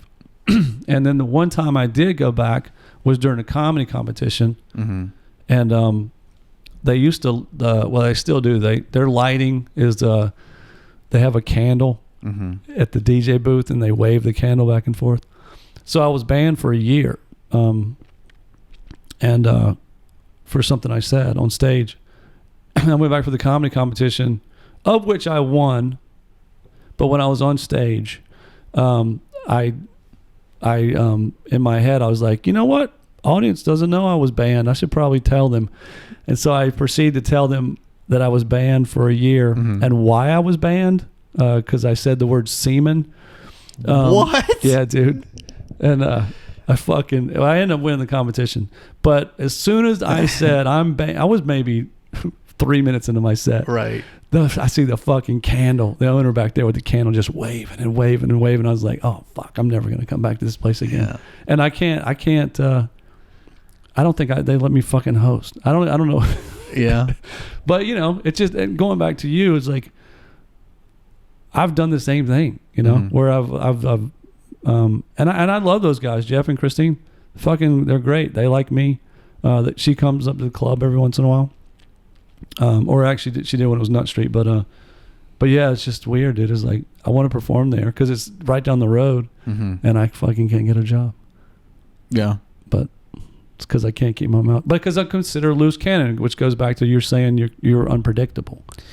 And I think that sticks with club owners sometimes. Yeah, absolutely. So, but with that, what I was getting at, the unpredictable element, I mean, like, I experience myself that way a little bit, where it's not so much like I know what I'm going to do, but what is unpredictable is, there's no consistency looking at the demographic of an audience, or what room I'm in, or the conditions, or anything, or even the mood I'm in, or how well I perform the bit, of like how the audience, that particular individualized audience, is going to take what I'm going to do. Yeah. And so I feel like there's this gap between people seeing a lot of like these instances where I have tanked the energy of a room, where the whole first 90% of my set is great, and that last 10% I tank it. Right. And there's a lot of people that think I do that like on purpose. It's like some sort of like Machiavellian kind of like, wouldn't this just be fucking great if I built this thing up? And like, I've thought that, honestly, sometimes. Yeah. And I think that maybe there's I think I said the other night, I see a little twitch in your eye or something like that.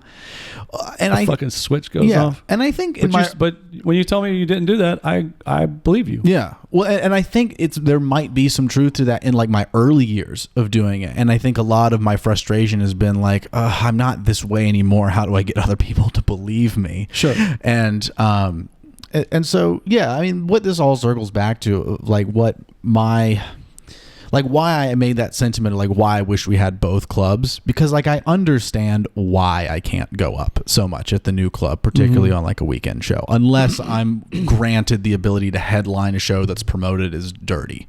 That's maybe the one circumstance where it would make sense. But otherwise, I wish we had both, because the way this is, no matter how much the people running it love me and how much I love them, I can't really go up except for at the open mic. And I wish we had the other ones where I can go up. Sure. And I can get better at this because we don't have a lot of like quality opportunity for me to work on the craft in terms of actually doing it here. Sure. That's why the whole thing's a little heartbreaking to me. But I understand, like I empathize with this point of you're trying to run a business and having a performer like me who is the Eminem, you got to just let him do what he's going to do in order for it to be any good, but knowing like we cannot do that in the context of a business in most of the case. I think a good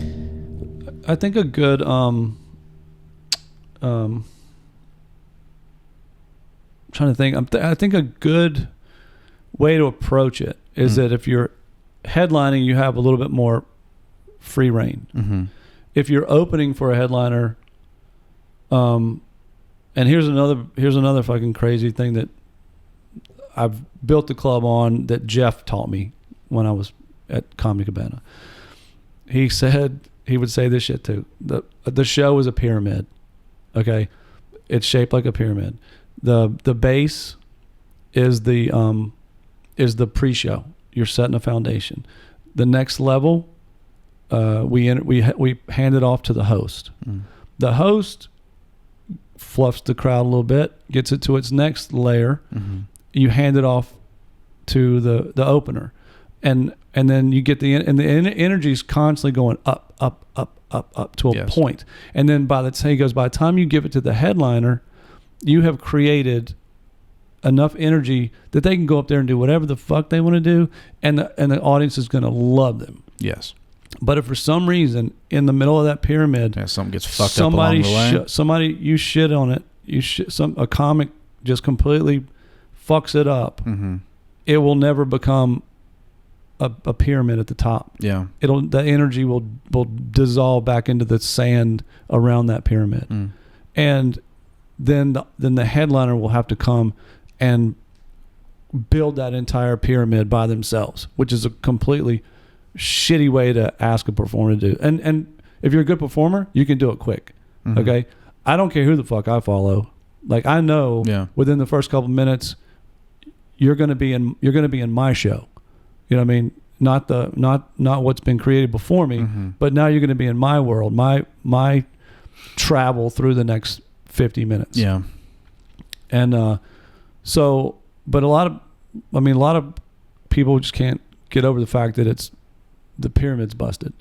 So that's kind of the way I try to teach people, like, you know, if and here's my example, not the pyramid. This is more my speed. Say you go to a dinner party, and during appetizers, the person serving the appetizer takes a big shit in the middle of the table. Mm-hmm. Okay, we still got a couple of courses to go through, but there's a giant fucking turd that I've got to watch the entire time I'm eating my dessert. You know what I mean? And so that's kind of the same thing. It's like, be who you want to be creative. Just don't leave that pile of shit in the middle of the dining room table. And that's kind of like, I'm not saying you do that. Mm-hmm. I forget to do it too sometimes. I fucking go up there and, you know, I say something that's like, oh my God, why did you say that? You know? Yeah. But so I think as a business owner, or I mean, as a comic, you kind of need to know where you are in the hierarchy of the show, and you stay within those boundaries to a point. I mean, you don't want to you don't want to box yourself into where you can't have a good time, because if you're not having a good time, how am I supposed to, you know, like, people always tell me, if you don't dig yourself, how am I supposed to dig you? You know what I mean? Yeah. Like, so you got to be having a good time, and if you feel confined, you're not going to be 100%. I'm the same way when I'm opening for somebody. I've got to figure out how to be me, because you've heard my shit and it goes off the rails sometimes, or I have topics that are like, you know, like, do I do the glory hole joke right before I get off stage and this dude that I don't know is about to come up? I don't know. If I got the audience in my hand, maybe. Yeah. Should I do it? Probably not. You know, I'm the same way as you. I don't really I kind of have a plan when I go on stage, but I don't know I don't know from joke to joke what I'm going to say, which is a luxury at this point. I've been doing it that long to where you and I can kind of dance around our set. But it's like the other night, I think Cliff goes, "What's your last joke?" I'm like, "I don't fucking know." Like, Mm-hmm. I don't know where I'm going to be in 20 minutes. Yeah. You know, and that's fun for me, but not so much for the headliner. Yes. You know, Mm-hmm. so, but I think you in particular, I think you can get up more than you think you can. I would agree that I think I have a little think, negative energy story in my head about it, feeling like, and that's I might okay. just not be putting myself out there or trying to socialize. And I say I'm Comedy Cabana won't book me, but maybe it's not for that reason. Maybe it's just, I'm not fucking funny enough to be at the Comedy Cabana. Yeah, you know. Maybe insinuating I'm not funny enough. No, I'm just saying maybe I don't fit their room. I'm back on me, but no. As far as you go, I mean, I think I would suggest because Amy has a very specific way of booking comedians, and she likes emails. Oh, okay. Yeah. So she's not even good, even though she knows people. She's not. And when you're booking a club, and this is for any comic out there that ever listens to this podcast, when I was booking a club, follow the rules. If the club has rules on their website that have booking information, follow that to the T. Because what was happening with me, and this is one reason it's a burnout job, I was getting text messages, phone calls, emails, Facebooks, direct messages on social media. So I'm being asked to look at 5-6 different ways of communication to book a room, and I'm supposed to remember that I talked to you. I'm supposed to know that, I've already booked that weekend, but I forgot to write it down because somebody text messaged me at 11 o'clock when I was, at a party or something. Like, now I'm double booked the room, and now I got to fucking call somebody and be like, "Hey, I got to bump you." And then you get pissed at me, but I've already booked it before, and now you think that I hate you for some reason. I mean, it's just if the club has a way to message them, just do that, whatever's on the website. Don't, and this is not to you, this is just comedians. Don't try to because comics will do this. They'll email you at 3 o'clock in the morning because they're up, feeling shitty about themselves. Yeah.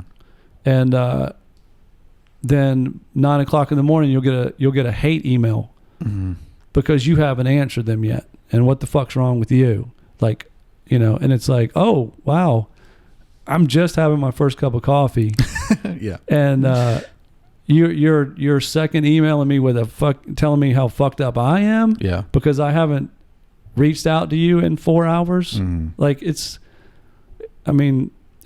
ridiculous. You've already burnt your bridge. Now I'm going to email you. You burnt the bread? You burnt the bread. You burnt the bridge. I burnt the bridge. You burnt the bread, bro. Actually, that's a good new saying. You burnt the bread. Well, you know that's Zach's joke.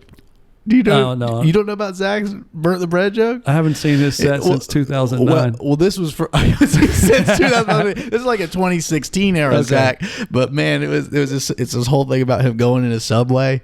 I mean, obviously he doesn't do this anymore, but he goes in a Subway and he's like, "Yeah, can I get a tuna fish sandwich with some mayonnaise?" He's like, the guy goes in the back and he comes back out and he goes, "I burnt the bread." And, what? Oh, because it's a Subway. Right. You burnt the bread? What? All of the bread? There's no more bread? Just give me some tuna fish in a bag with some mayonnaise. I haven't heard that. Me and Piccolo. That's actually really funny though. Yeah. And they do cook all the bread at once. So yeah. Except for but what does it take? 5 minutes to cook bread? Right. But I burnt the bread. That's funny. But so my suggestion to any comic who's just dead crow comedy, they on their website they have how to email the booking manager. Follow those directions. So even like since you're here in this town and you see the booking agent, still send those emails out. I know she would prefer an email with some recent video and stuff. Well, and just that's how she remember. If she has something that she can go back and look at, and it not be like in 5 different places, then it's just easier to book. Yes, I understand. But yeah, so any comic out there, just follow the webs, follow whatever, not just Dead Crow, but and don't get mad because somebody hasn't emailed you back. Yeah, you're not that fucking special. Well, I'm just gonna ignore that part and just assume that's not for me. I'm saying that to all the comics from a comics point of view. Yeah. So we talked a lot about stand up. I want to talk to you a little bit about acting. Mm-hmm. Been in some pretty cool shows. I know HBO's John Adams. Yeah, and I remember you're going way back. Yeah. Well, I think that was like 2006 or some shit like that. Yeah. And I remember in 2019, my 1 year living in LA, I was watching the 3rd season of True Detective, and look who little old you pops up. Yeah, that was a nice cameo. Yeah. Out of all these gigs that you've done, do you have like a favorite role or experience you've had with like working on a film set? I really enjoy John Adams from an actor's point of view, who's just learning, because I was able to watch Rufus Sewell and fuck, my brain just went blank. That's okay. We'll just shut it all down. Just shut the show down.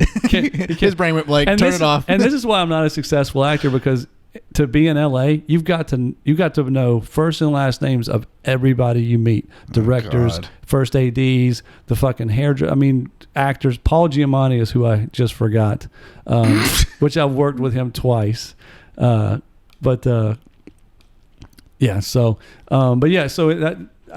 horrible at names, dude. And so I would suck at LA, because it's like, people ask me all the time, like, what were you just in? And I'm like, I can't remember, because I do it and I just forget it. It's like I'm not trying to be an asshole, but I just don't have the hard drive. Yeah, I got a fucking 1966 hard drive in my head, dude. It's like way out of date. I don't have this new crap, where people can remember things.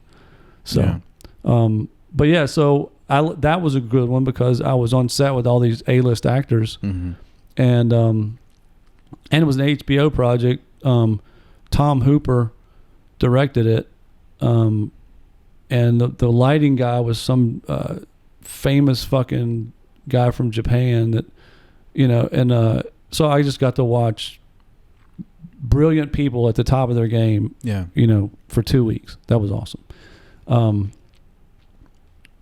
And then True Detectives was great, because that dude had just, he had just won an Oscar. Not that would have made any difference, but he was just, such a phenomenal actor.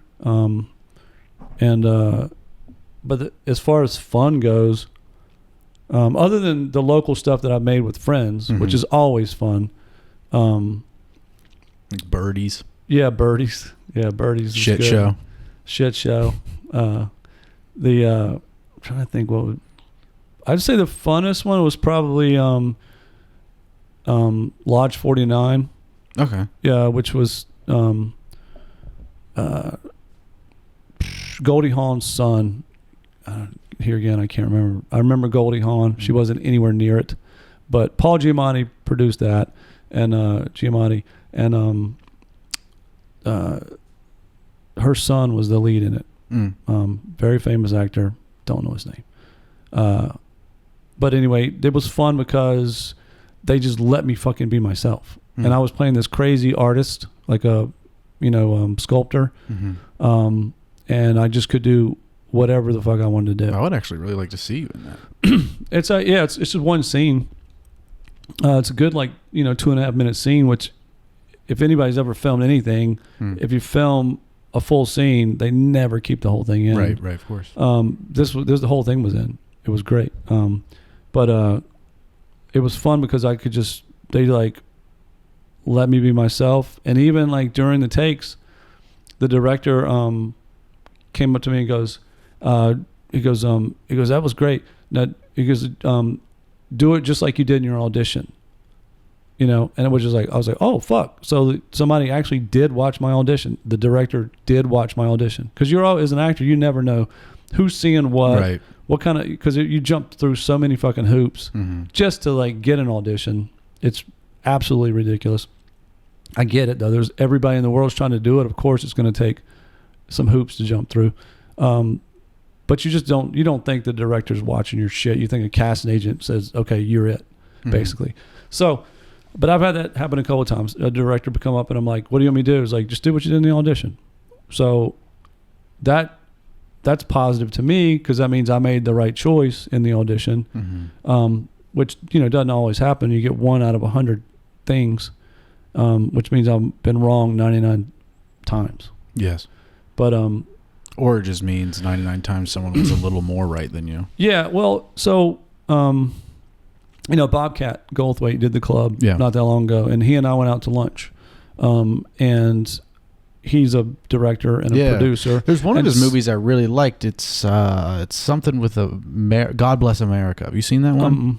It's like I can't remember the actors. It's like it's an older man and a younger girl doing kind of like a Bonnie and Clyde thing where they're just murder. Like it's a Quentin Tarantino murder movie. Sounds like something he would do. Where they're just killing people who are like he likes morally all that shit, or socially shitty in probably Bobcat's eyes. But yeah. I fucking loved. I mean, I grew up watching his movies, of course, and didn't know him at all. First time ever meeting him, and literally. Dave Waite gave me his number fucking like 6 years ago, 4 years ago. And so I just, you know, hey man, I don't know you, right? I don't mean to text you out of the blue. My friend Dave Waite gave me your number. And I own a comedy club and would love to have you come in and headline. And the guy wasn't a fucking dick at all. Literally texted me back maybe an hour later. Hey, I'm on set. Dave's great. No problem having my number. You know, I'm in productions right now and I've got a lot of work going on. So, you know, just hit me back up later. And so, you know, I would hit him up like every 6 months, just out of the blue. And he never fucking complained about it. He never was like, what the who is this fucking guy? You know? And which is not something you do in Hollywood. You don't direct message fucking any more than likely I would have been expecting who fuck gave you my number? Yeah. And then him go back to Dave and you know, been like, what the fuck, bro? You don't, you know, berating him. But no, he was great. And then it took 4 years, but he promised me to do the room and he fucking did it. Yeah.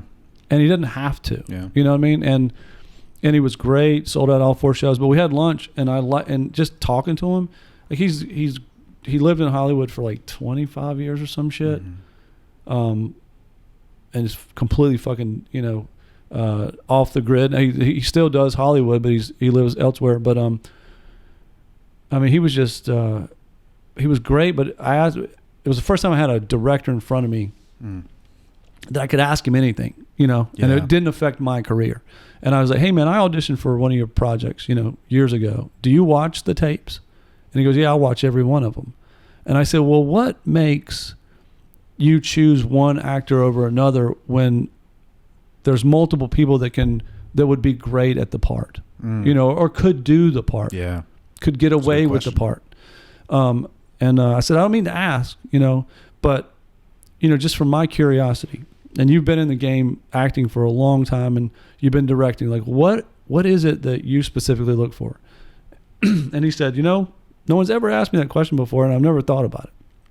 And so he sat there for a few seconds and he's like, you know what it is?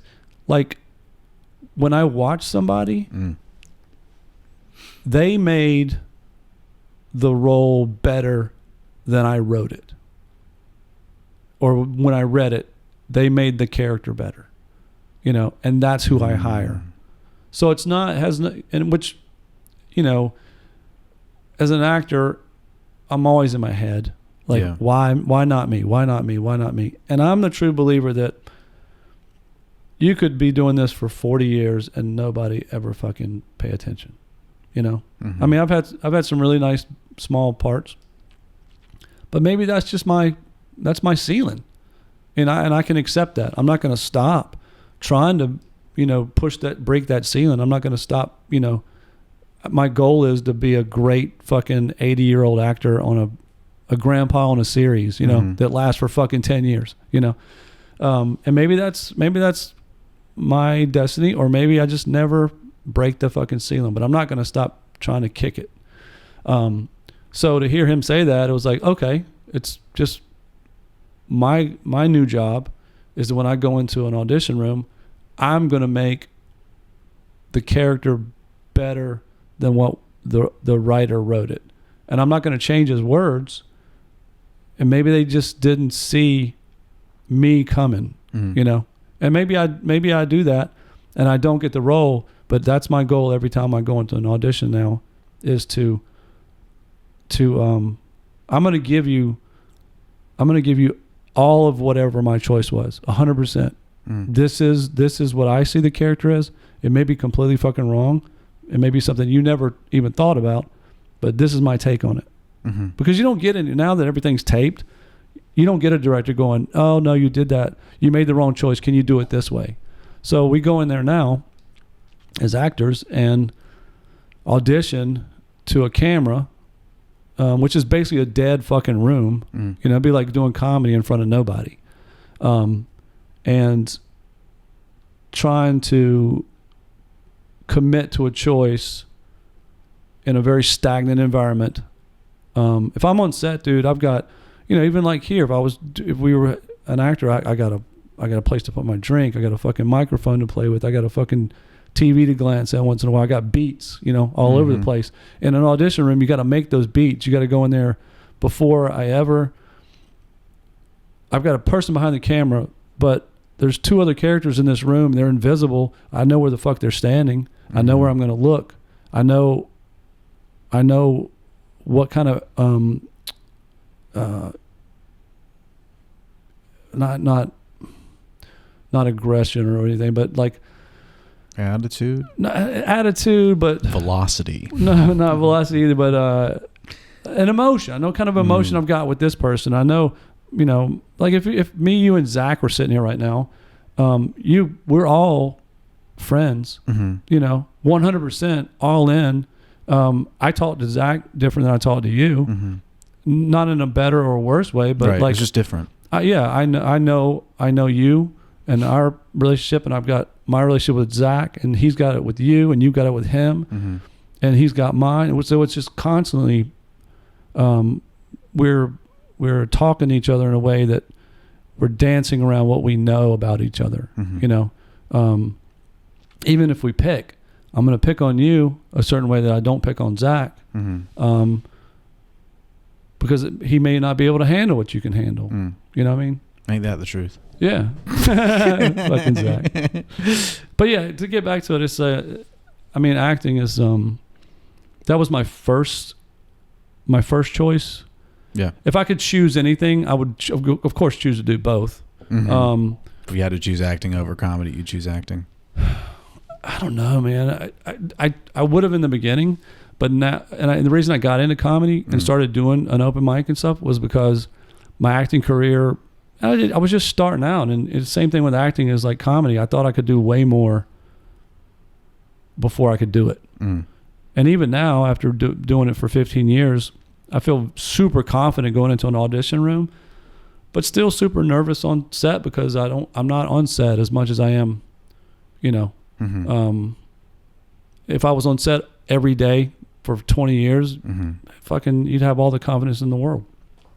But it's, since my acting career was going nowhere, and it shouldn't have been because I was brand new at it, I chose to be a comedian because these acting agents, they were keeping the front door closed. And I'm like, okay, well, I know where a fucking window is. So I'm going to go climb through that window, and it's called being a comic. And I'm going to be the best fucking comic I could be. And then I'm going to come through the back door of this crazy ass glass house that you built around me that I can't get into. And you're going to have to see me, And of course that hasn't worked either. So, but I have become a better actor, and which means that the front door does open once in a while. It's closed 99% of the time, but every once in a while somebody fucks up and opens it up. You know, and then I go do a good job on set. I feel like I feel like I do a great job. Yeah. But nothing ever comes of it. Yeah. But whatever. Well, hey, I might have something for you. Yeah. Yeah. What? I know a big time director, but oh, do you know? Yeah. I'll talk to you Bobcat? after this. I actually do have something that Bobcat. I'm not Bobcat. No, I'm saying that's who you know. That's the who person that I know. Oh yeah, no. This would be a Cameron Smith film. Oh yeah. Yeah. I'll do it. Yeah. I guess I'll tell you about it when we're done with this. But absolutely. So are you doing good? You have good continuing for just a little bit more. I have one more thing. Yeah. I thought it'd be a good area to talk about. It may or may not be interesting. No one's passed away today. So. Well, that was exactly where I wanted to talk. Cool. So is it fine to talk about that? Yeah, I just checked my phone. No messages. Yeah. So no one left. So this job that you're on call for now, what is the title of the job? So I work for a funeral home. Mm-hmm. I've been doing that for, I want to say it was 9 years in December. And I am it's technically a transport driver. Mm-hmm. So I drive the dead around for this funeral home. Are you the person that like goes and picks up the body? Yeah. So like from where it was found? So most funeral homes, all funeral homes mm-hmm. pick up bodies mm-hmm. that, like, if they already have a pre-need filled out, like if you've gone in as and filled out paperwork, like I've chosen you as the funeral home when I pass away, whether it's tomorrow or 20 years from now, I have we've already done the work mm-hmm. that you're my choice. And so whenever that person passes away, all funeral homes at that point, if you are already in their registers as a client, they send transport drivers out to wherever you are, mm-hmm. And pick you up and bring you back to the funeral home. Now, the funeral home that I work for also works for the medical examining, the state medical mm-hmm. examiner, and also or for New Hanover County, but a medical examiner is a state appointed position. And then we also work for the New Hanover County doing EMS calls. Mm-hmm. So mine's a little bit different. We have the contract for the medical examiner and EMS. Mm-hmm. So not only do we pick up people that already have pre-needs and are already clients of the funeral home, but we pick up like accidents and overdoses, anything associated with medical examiner or EMS, which mm-hmm. EMS would include anything mm-hmm. that the medical examiner is not going to look at. Mm-hmm. So I pick up. I am the one that goes out if somebody passes away, wherever that is, in whatever situation may be. It could be anything: car crash to a little old lady in hospice, or mm-hmm. Just it's all over the place. Any way you think somebody can pass away. Yeah, I'm the person that goes out. I'm one of the people. I think we have like maybe 6 drivers. I'm one of the people from my funeral home that go out and pick that person up. Yeah. And if it's going to like the morgue, then we're the ones that put them in the body bag and transport them to the morgue for either EMS or medical examiner. Mm. If it's coming to the funeral home, then we just take them to the funeral home. Okay. So, but it's technically called transport driver, mm-hmm. is what I am. When you got into this, did you come in like with already having a comfort with, or not? I don't want to call it a comfort, but like, when you first started, did you have any sort of trepidation about like, I don't know if I'm going to be able to like handle being around dead bodies on like a regular, semi-regular basis? And then was there like a threshold of like after you did the first one or a certain number of them, you finally were like, all right, this is fine. I'm used to it. This is very natural and normal. So at first, when I went to interview for the driving position, and as long as I'm not going to say that anyone can get the job because not everyone's built and wired to do what I'm doing.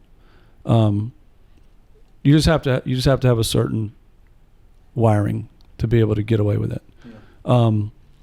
And even then, when you are wired for it, there's still things that you see that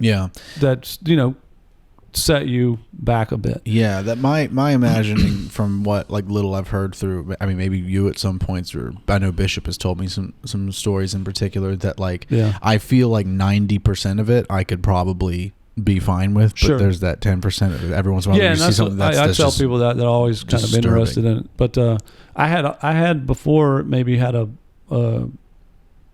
so I've never really had a goal. If you ask me what are your dead body goals? No, if you ask me like what you wanted to be in the world, like I never had a specific, I think this wasn't your childhood I think I lean towards entertainment. Yes. I got to that path somehow. But I've always kind of taken like, I'm kind of like they call it a jack of all trades, handyman or whatever. Fuck that. I felt more at ease hustling than going and doing corporate stuff. I'm not a corporate person, which is why I've always been broke, because I'm not taking the direct path to retirement, but I'd always at one point thought about being a funeral director. So when this job came up, this interview, I was like, yeah, I've always kind of wanted to be around that. And so I went and interviewed, and like I said, not everybody's knocking down the door for this job by any means. But it's just something that you kind of have to have the mentality just to even go do the interview, because if they give you the job, then you're going to be seeing some stuff. And so I felt like I was wired for it, but at first it was very odd being around, not seeing what I was seeing, but more so like 3:00 in the morning at the funeral home, and every door you open up, there's a deceased laying there on a table, or in the cooler, or on the prep table, or wherever, dressing tables. So at first that was a little odd that you're kind of immersed into that world. I always describe it. There's three worlds going on around us that most people have no idea about, and I didn't really know it until I got into the funeral side of, or the picking up the dead. That there's three worlds going on simultaneously right now. There's the living world, who are healthy and going about their day to day and the American dream, or whatever country you're from. All those people, that's one circle. Then you have the sick world, okay, and that circle's over here, and that's a whole nother world. Yeah, they've left. They're still in this world, but they've left that world. Now they're in the sick world. Okay, and then you have the people, the dead world, and the dead people are not only the deceased, but the family members who are now having to. It's their worst time of their life. You know what I mean? And you've got three circles, and sometimes those circles overlap, and sometimes they don't. For the most part, as many people that die, you never see dead people.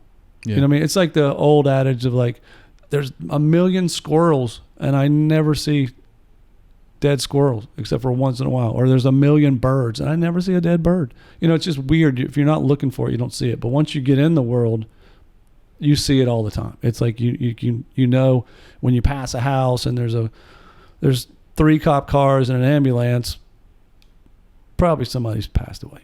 Yeah. I'm going to be getting a call in a couple hours.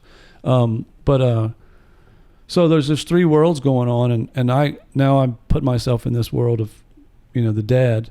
And it turns out that's my favorite job I've ever had in my entire life, because I'm wired for it and I feel like I'm helping people. Like if I come to a home, even if it's an EMS call or, the family's there, I feel like I'm helping that person that's dead get to their next destination. I joke around all the time that, we're doing the Lord's work, which is basically just, taking people from wherever they are to wherever they need to go. But I also feel like I help the families out, even if I don't say anything to the families. I act in a way to where it's a comforting. My emotions are comforting. If I do have a dialogue with them, it's comforting. You know? And it's weird, man, because like I deal with like a lot of different cultures and a lot of different types of people, and in that moment, everybody's the same. It doesn't matter what color you are, what religion you are, what what your background is. We're all family members standing around, and having the exact same reaction, whether you're rich or poor or whatever. Everybody loves their family members, everybody fucking is distraught. And I just feel like I'm doing it.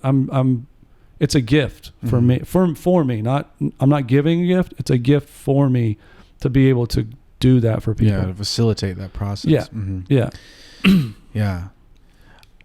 What is your relationship with something like faith or God or any of that stuff? Man, like, where are you with that? So, I'm not a big, so I grew up in church, in a Baptist church in my hometown, Reidsville, North Carolina, which is a little small town.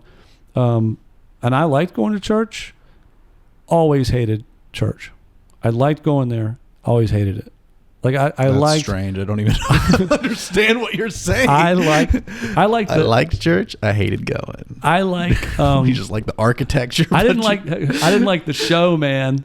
Okay. I didn't like the show. We're back to the show. But you like the venue. I like the venue, but I did not like the show. Okay. But yeah, like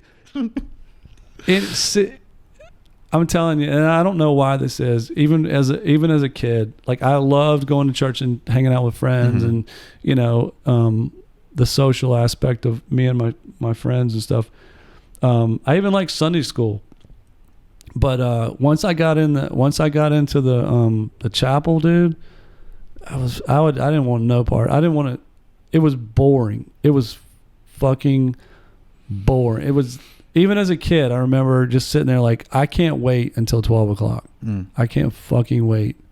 Like the church had barely started. The person, the welcoming person would come on, and welcome everybody to church that day. And I was like, man, when is this going to be over? Like and that's just, I don't know. That's how I'm wired. It's like, I want to, and I've had faith moments in my lifetime. I've had not that many, but a few. When I was like two or so, I got a really high fever that I learned over the years had happened. I got a really high fever and lost consciousness. And my mom. 2? Yeah, when I was like 2, and lost consciousness. My eyes rolled back into my head, and my mom. This is back when you could actually. We were from a small town. You could call the doctor and they would fucking answer the phone. You had the direct home number. And so my mom calls the doctor and he says, you got to get him in an ice bath. Take all the ice, everything frozen out of the freezer, throw it in a tub, put water in there and immerse him. And so I had a moment where I left the house. I remember coming through the roof and going up into the sky. What? Yeah, dude, going up. This is I think is my first memory of. This is an insane first memory. I go up through the roof. I remember looking down onto. We had like a ranch, a brick ranch. Going up in the sky, up, and I could see a car fucking flying on the dirt road, pulling into the driveway, and I could see the whole schematic of the land underneath. It was like I got maybe probably, I don't know, 1,000 feet up, and then fucking boom. Mm-hmm. And that's the last of the memory, gone. So that's one faith moment that I've had. I should believe after that. I should be 100% fucking God is real after that, right? Yeah. Because as a 2-year-old, like, why would you even have some sort of conception I know of that for it to be an illusion? How would I know what the fucking top of my house looked like and right. the you know, the grid of the land underneath it, you know? And so one argument is, well, you're older, you've walked those grounds before, you've walked that land as a kid playing with your dogs and shit like that. Of course you know the schematic, but it wouldn't be in that memory. You know what I mean? Yeah. I wouldn't know what a fucking shingle. They were gray shingles on a brick ranch house, and I was coming up, and I could see the fucking trees. And we lived on a tobacco farm, so I could see the tobacco back.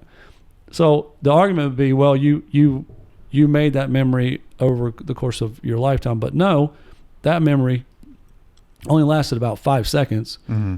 But I saw that in that memory, so there's no way I could have inserted it. So logically, I should know that was a moment where I was fucking ascending, and you can call it whatever you want to, your soul ascending or whatever, but I could still see the land.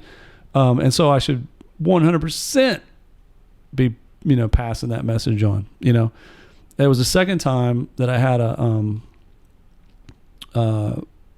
years later, probably, I don't know, maybe even like 12 years ago, but I was riding a bicycle and through Forest Hills here in town, right? Riding my bike, and there's a person that we had a falling out years ago, just complete fucking fallout, and the disdain that I have over that situation, the fucking anger, like, you know how like you get an anger in you, and it just fucking the seed plants, and it fucking grows and grows and grows and becomes a giant forest of anger for somebody or something or whatever. And, you know, you just don't let it go. And then every time you think about it, you're fertilizing that seed or that plant, and it's just taking over everything. And you don't think about that seed a lot, but whenever you do, you go right back to that moment, and you just fucking hate that person, right? And I was riding my bike through Forest Hills, and I just felt this wave of fucking love come over me. Like, I'm just riding my bike, dude, in the daytime. It was so warm. It was unbelievably nothing I've ever felt in my entire life. Just this fucking energy of warmth and love and compassion. And I turn, and there's this house with a giant brick wall, and I turn the corner, and that person is literally just on the other side of that wall, biking my way. And we fucking pass. And the whole time, there was so much, I started almost fucking crying, dude. It felt like the greatest love that, it was like an embrace that just fucking somebody had you in, and it was like nothing matters. Yeah. Absolutely nothing matters. We passed, and fucking, it was all the way through that passing. We didn't say shit to each other. I went down the road about a half a block, dude, and I was like, what the fuck was that? And then I remembered, you know, that anger, and I was like, you know what? That shit don't matter. Yeah. Nothing fucking matters, dude. Nothing matters.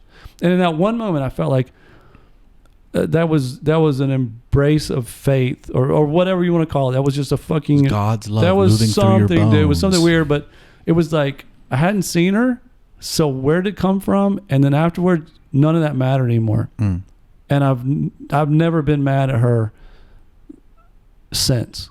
And I didn't even mean to say a gender, but you know, just talking about it just slipped out. But I have no animosity towards that person. No hatred, no nothing, no anger. Yeah. Nothing. I'd fucking give him a giant hug, you know, if I saw him today. And I'm not going to initiate the apology. But you got to draw a line somewhere, don't you? But anyway, so I've had two kind of what I feel to be faith. But as far as it goes, overall, you don't feel like you believe in a higher power. Man, I feel like I'm doing something with this job. As far as I feel like I'm doing something on stage, making people laugh. I feel the need to give, whatever that power is. I don't fucking know. I don't know where it comes from, but I feel the need to fix. I feel the need to give. I feel the need to care. I feel the need, even when I forget and I turn into a big. I don't want anybody to think I'm not like this 24/7, dude. I'm like this just because we're talking about it, right? Like, you know. But I think my whole inner being is that I want to care and I want to give, and whatever that is in the moment or long term or whatever. But as far as faith goes, dude, I go back and forth sometimes. Yeah. If I go back and forth, it makes me lean towards it. Yeah. But then I'm immediately back on the fuck that. It's too much. It's too much that's not, you know, right about it. Yeah. So, I mean, what I'm kind of getting is that you have a version of agnosticism, but also it sounds more like what you're saying is like, it's like this humble admission of like, I don't understand. Sure. I don't understand it. And I've had these moments that like seem to give me an experience that show me it's real, but I still remain on the fence because I truly don't know. Yeah. And I hope the fact that if I get it wrong, if I never have a right answer and I get it fucking wrong, it's understood when I get there. And the burden that we put on everybody of believing is not even a burden at all. If we go somewhere else, it's not, when we get there, it's like, that wasn't even a thing. That was some shit you guys made up. Yeah. You know, that's some shit you guys put on yourself. And you know, an unnecessary evil that you made your kids think. Yeah. Yeah, there's certainly toxic versions of a thing that's meant to be good. Sure. Yeah, and I hope it doesn't matter at all. And everybody's just fucking hanging out. Yeah. You know? Yeah. But who knows? I don't know. And who am I to tell you? Yeah. Right? I remember the first thing I ever heard in church in Sunday school was like, don't question God. And I was like, why? I said it out loud, dude. I got in trouble for fucking saying it. But it was, I mean, that was my whole, I've been pushing back my whole life for whatever reason. You know, I don't know. I'm not trying to push back, but the rebellious nature of the artist. I guess. Yeah. But how about you? Yeah, I mean, I've talked about this a little bit, and I've had quite an arc. Raised in a household that was kind of, you know, I would say overall Christian, but in a passive sense. Like my grandpa was really the only one that really liked going to church. My grandma was supportive of it and would go, and my mom didn't really care for church so much. And so once I was completely under her roof and not like the whole roof of the grandparents' up house, then it was kind of like, all right, we don't go to church anymore. And then once I reached middle school, I watched Bill Maher's Religious documentary. A friend recommended it to me. And then I just kind of became atheistic on the spot. It was like, okay, well, they can't all be right, so none of them are.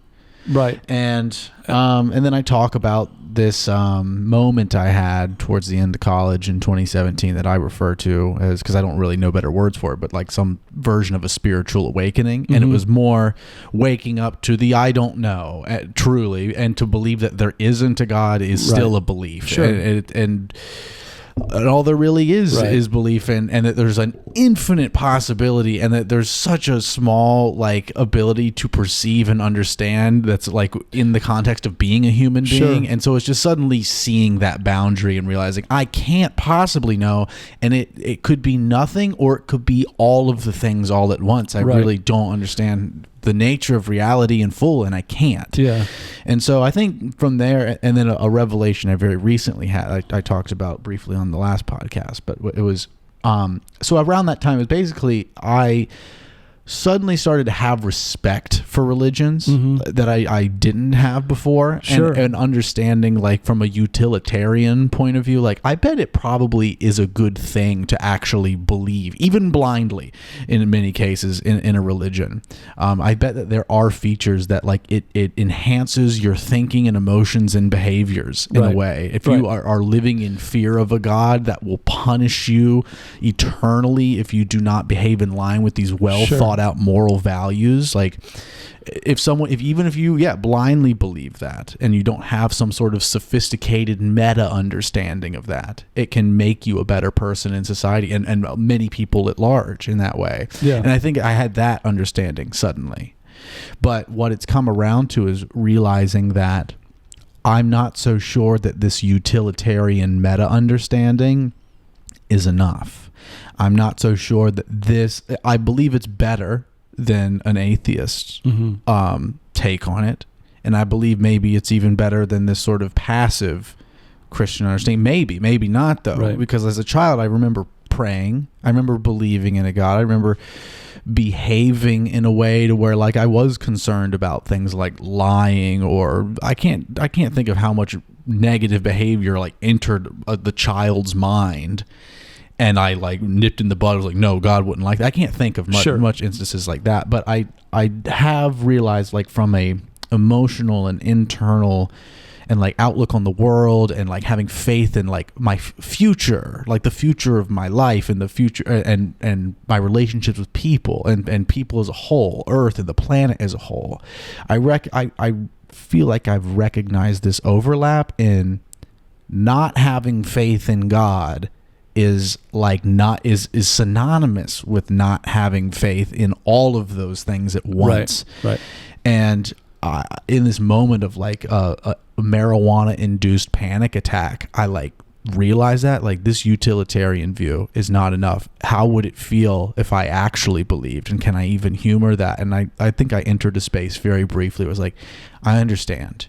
I'm now from a place of thinking it would be a good idea to believe in God, to now, like, I believe it would be a good idea to believe in God fully and truly. Sure. I don't know if I do. I'm not so sure I do, but I think I want to. And I think that's great. I think it's a good place to be. Yeah. Because I hear what you're saying about, like, almost like it's a better, it makes things better.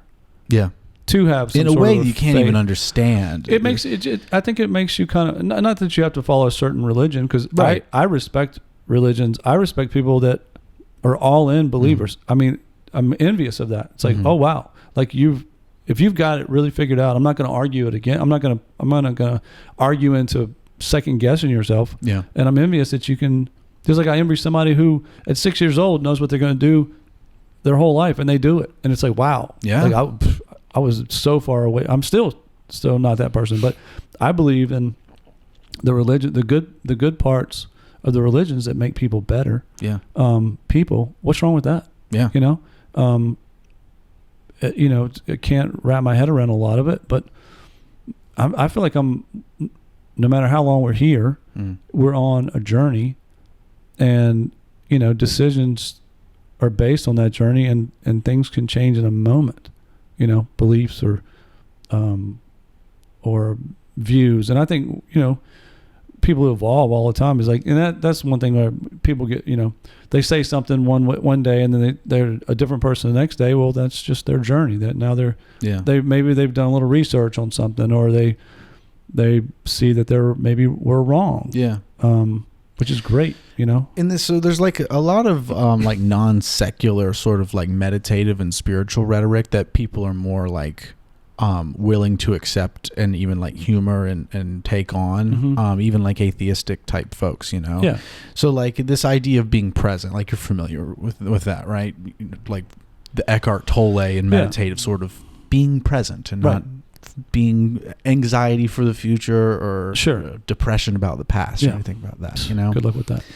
Right. Well, to me, and like for me anyway. Yeah, and well, that's the thing. I think a lot of people can like intellectualize the use of presence and maybe even have some sort of non-secular meditation practice to dip their toe into it. But I again, this sort of like shift in this whole like understanding the difference of thinking, believing in God being a good idea versus realizing it would probably be a very different story if I like actually believed.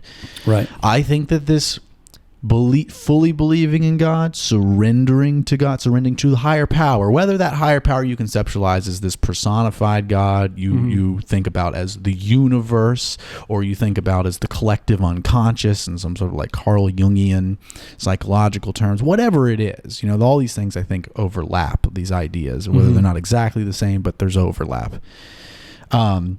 I feel that this fully and truly being present is another thing that is synonymous with this surrender and faith in a higher power. Yeah. Well, it's almost like we have like a baggage that we carry around, whether it's the past or the future or the anxiety or the depression that's keeping us from becoming present or surrendering. Yeah, if you could just peel away all those layers of that onion and just let the onion fucking be there, or you know, just let yourself be present without. It's like people are like, you got to release the past, you got to fucking forgive yourself of the past and stuff like that, and it's like it's not as easy for me to do that, like, you know, not that I have a jaded past, but it's just like, you know, I remember the times that you know, have hurt someone, you know, verbally, or you know, you just weren't a nice person for a second. Who, me? No, just me. Like me. No, but I'm saying, I think everybody. yes. For me, it's hard to let go of that. I can't fucking. You can't forgive yourself for it. Can't forgive myself. You know, especially like raising kids and stuff. It's like I feel like I got raising kids fucking just wrong. Like, I mean, I feel like I was a good dad. I feel like I'm a great dad. Yeah. But and my lessons were straightforward lessons. I don't feel like I was coming out of left field about anything, you know. But I didn't handle it like I should. Like if I had to do it all over again, I'd handle it completely fucking different. Yeah. Completely different. I wouldn't have worried so much. Yeah. I wouldn't have been so quick to fly off the handle. I would have been more of a teacher than a fucking my way or no way. You know, that kind of thing. And, you know, I broke the pattern of spankings in my family. Yeah. Yeah. Because I was fucking spanked and my sister was spanked and with the fucking belt and all that bullshit. But I wasn't going to do it, and I broke the fucking pattern. Yeah. And hopefully I broke it generationally, and that they don't pick the belt back up. You know what I mean? Yeah. And it's easy to do. I'm not faulting parents for a form of discipline. You know, I just didn't want to wield that same hand with my kids. You know, I believe. You know, I don't. You know, we were paddled in school, and I joke about it. You know, I think you should take the paddle out of the bedroom and put it back in the fucking schoolroom. And I really believe that. And a lot of people are like, you're fucking. You can't take my paddle out of my bedroom. Yeah, that's probably what they're actually their reaction. That's what it's about. Yeah, but it's like, you know, you're fucking corporal punishment or what? It's not that, dude. It's like there was a discipline in that. I was paddled a lot. I was always in trouble at school, fucking a lot. I don't feel like I'm worse off for it. I don't feel better off for it in a lot of ways, but it seems like it didn't, you know, I knew where the fucking discipline began and where it ended, you know, and I knew when I got home it was going to be the same way. And I don't know, it's just generation, I guess. I grew up in the 70s and the 80s, and it was just a thing, you know. I don't feel like teachers sought out to fucking, it was just they didn't wake up and like, I'm going to paddle some ass today. You know, it was just a form of quick discipline. Yeah. I don't, which sounds it sounds hypocritical that I say you should put the paddle back in the classroom, but I broke the generational whipping at the house. You need the whipping somewhere. It's basically, I'm not going to whip, children, but if you bitches want to hit the kids, that's cool. Can the school system take care of that? Don't make me hit my own kids. You hit my kids for me. Yeah. Actually, no. I mean, I do see. I see both sides of that coin, though. Like fucking, because it can get out of hand real quick. Yeah. Especially now as sensitive as everybody is. Yeah. I feel like you should forgive yourself. It's just hard, man. It's like I don't know. I don't feel deserving of punishing myself on a and I do try to release a lot of stuff. But what good does it do to like dwell on this and not forgive yourself? Because and here's the thing too. Like I apologize to my kids all the time. Like I'll pull them aside and be like, hey, I'm really sorry. Yeah. I didn't get this right. I hope it didn't like fuck you up long term.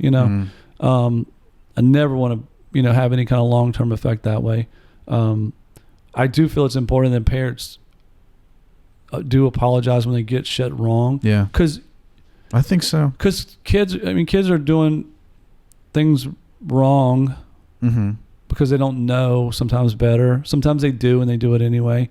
But if you're going to ask them to apologize for shit that they do when they get it wrong, if you get it wrong, just apologize. Yeah. Hey, I fucked that completely up.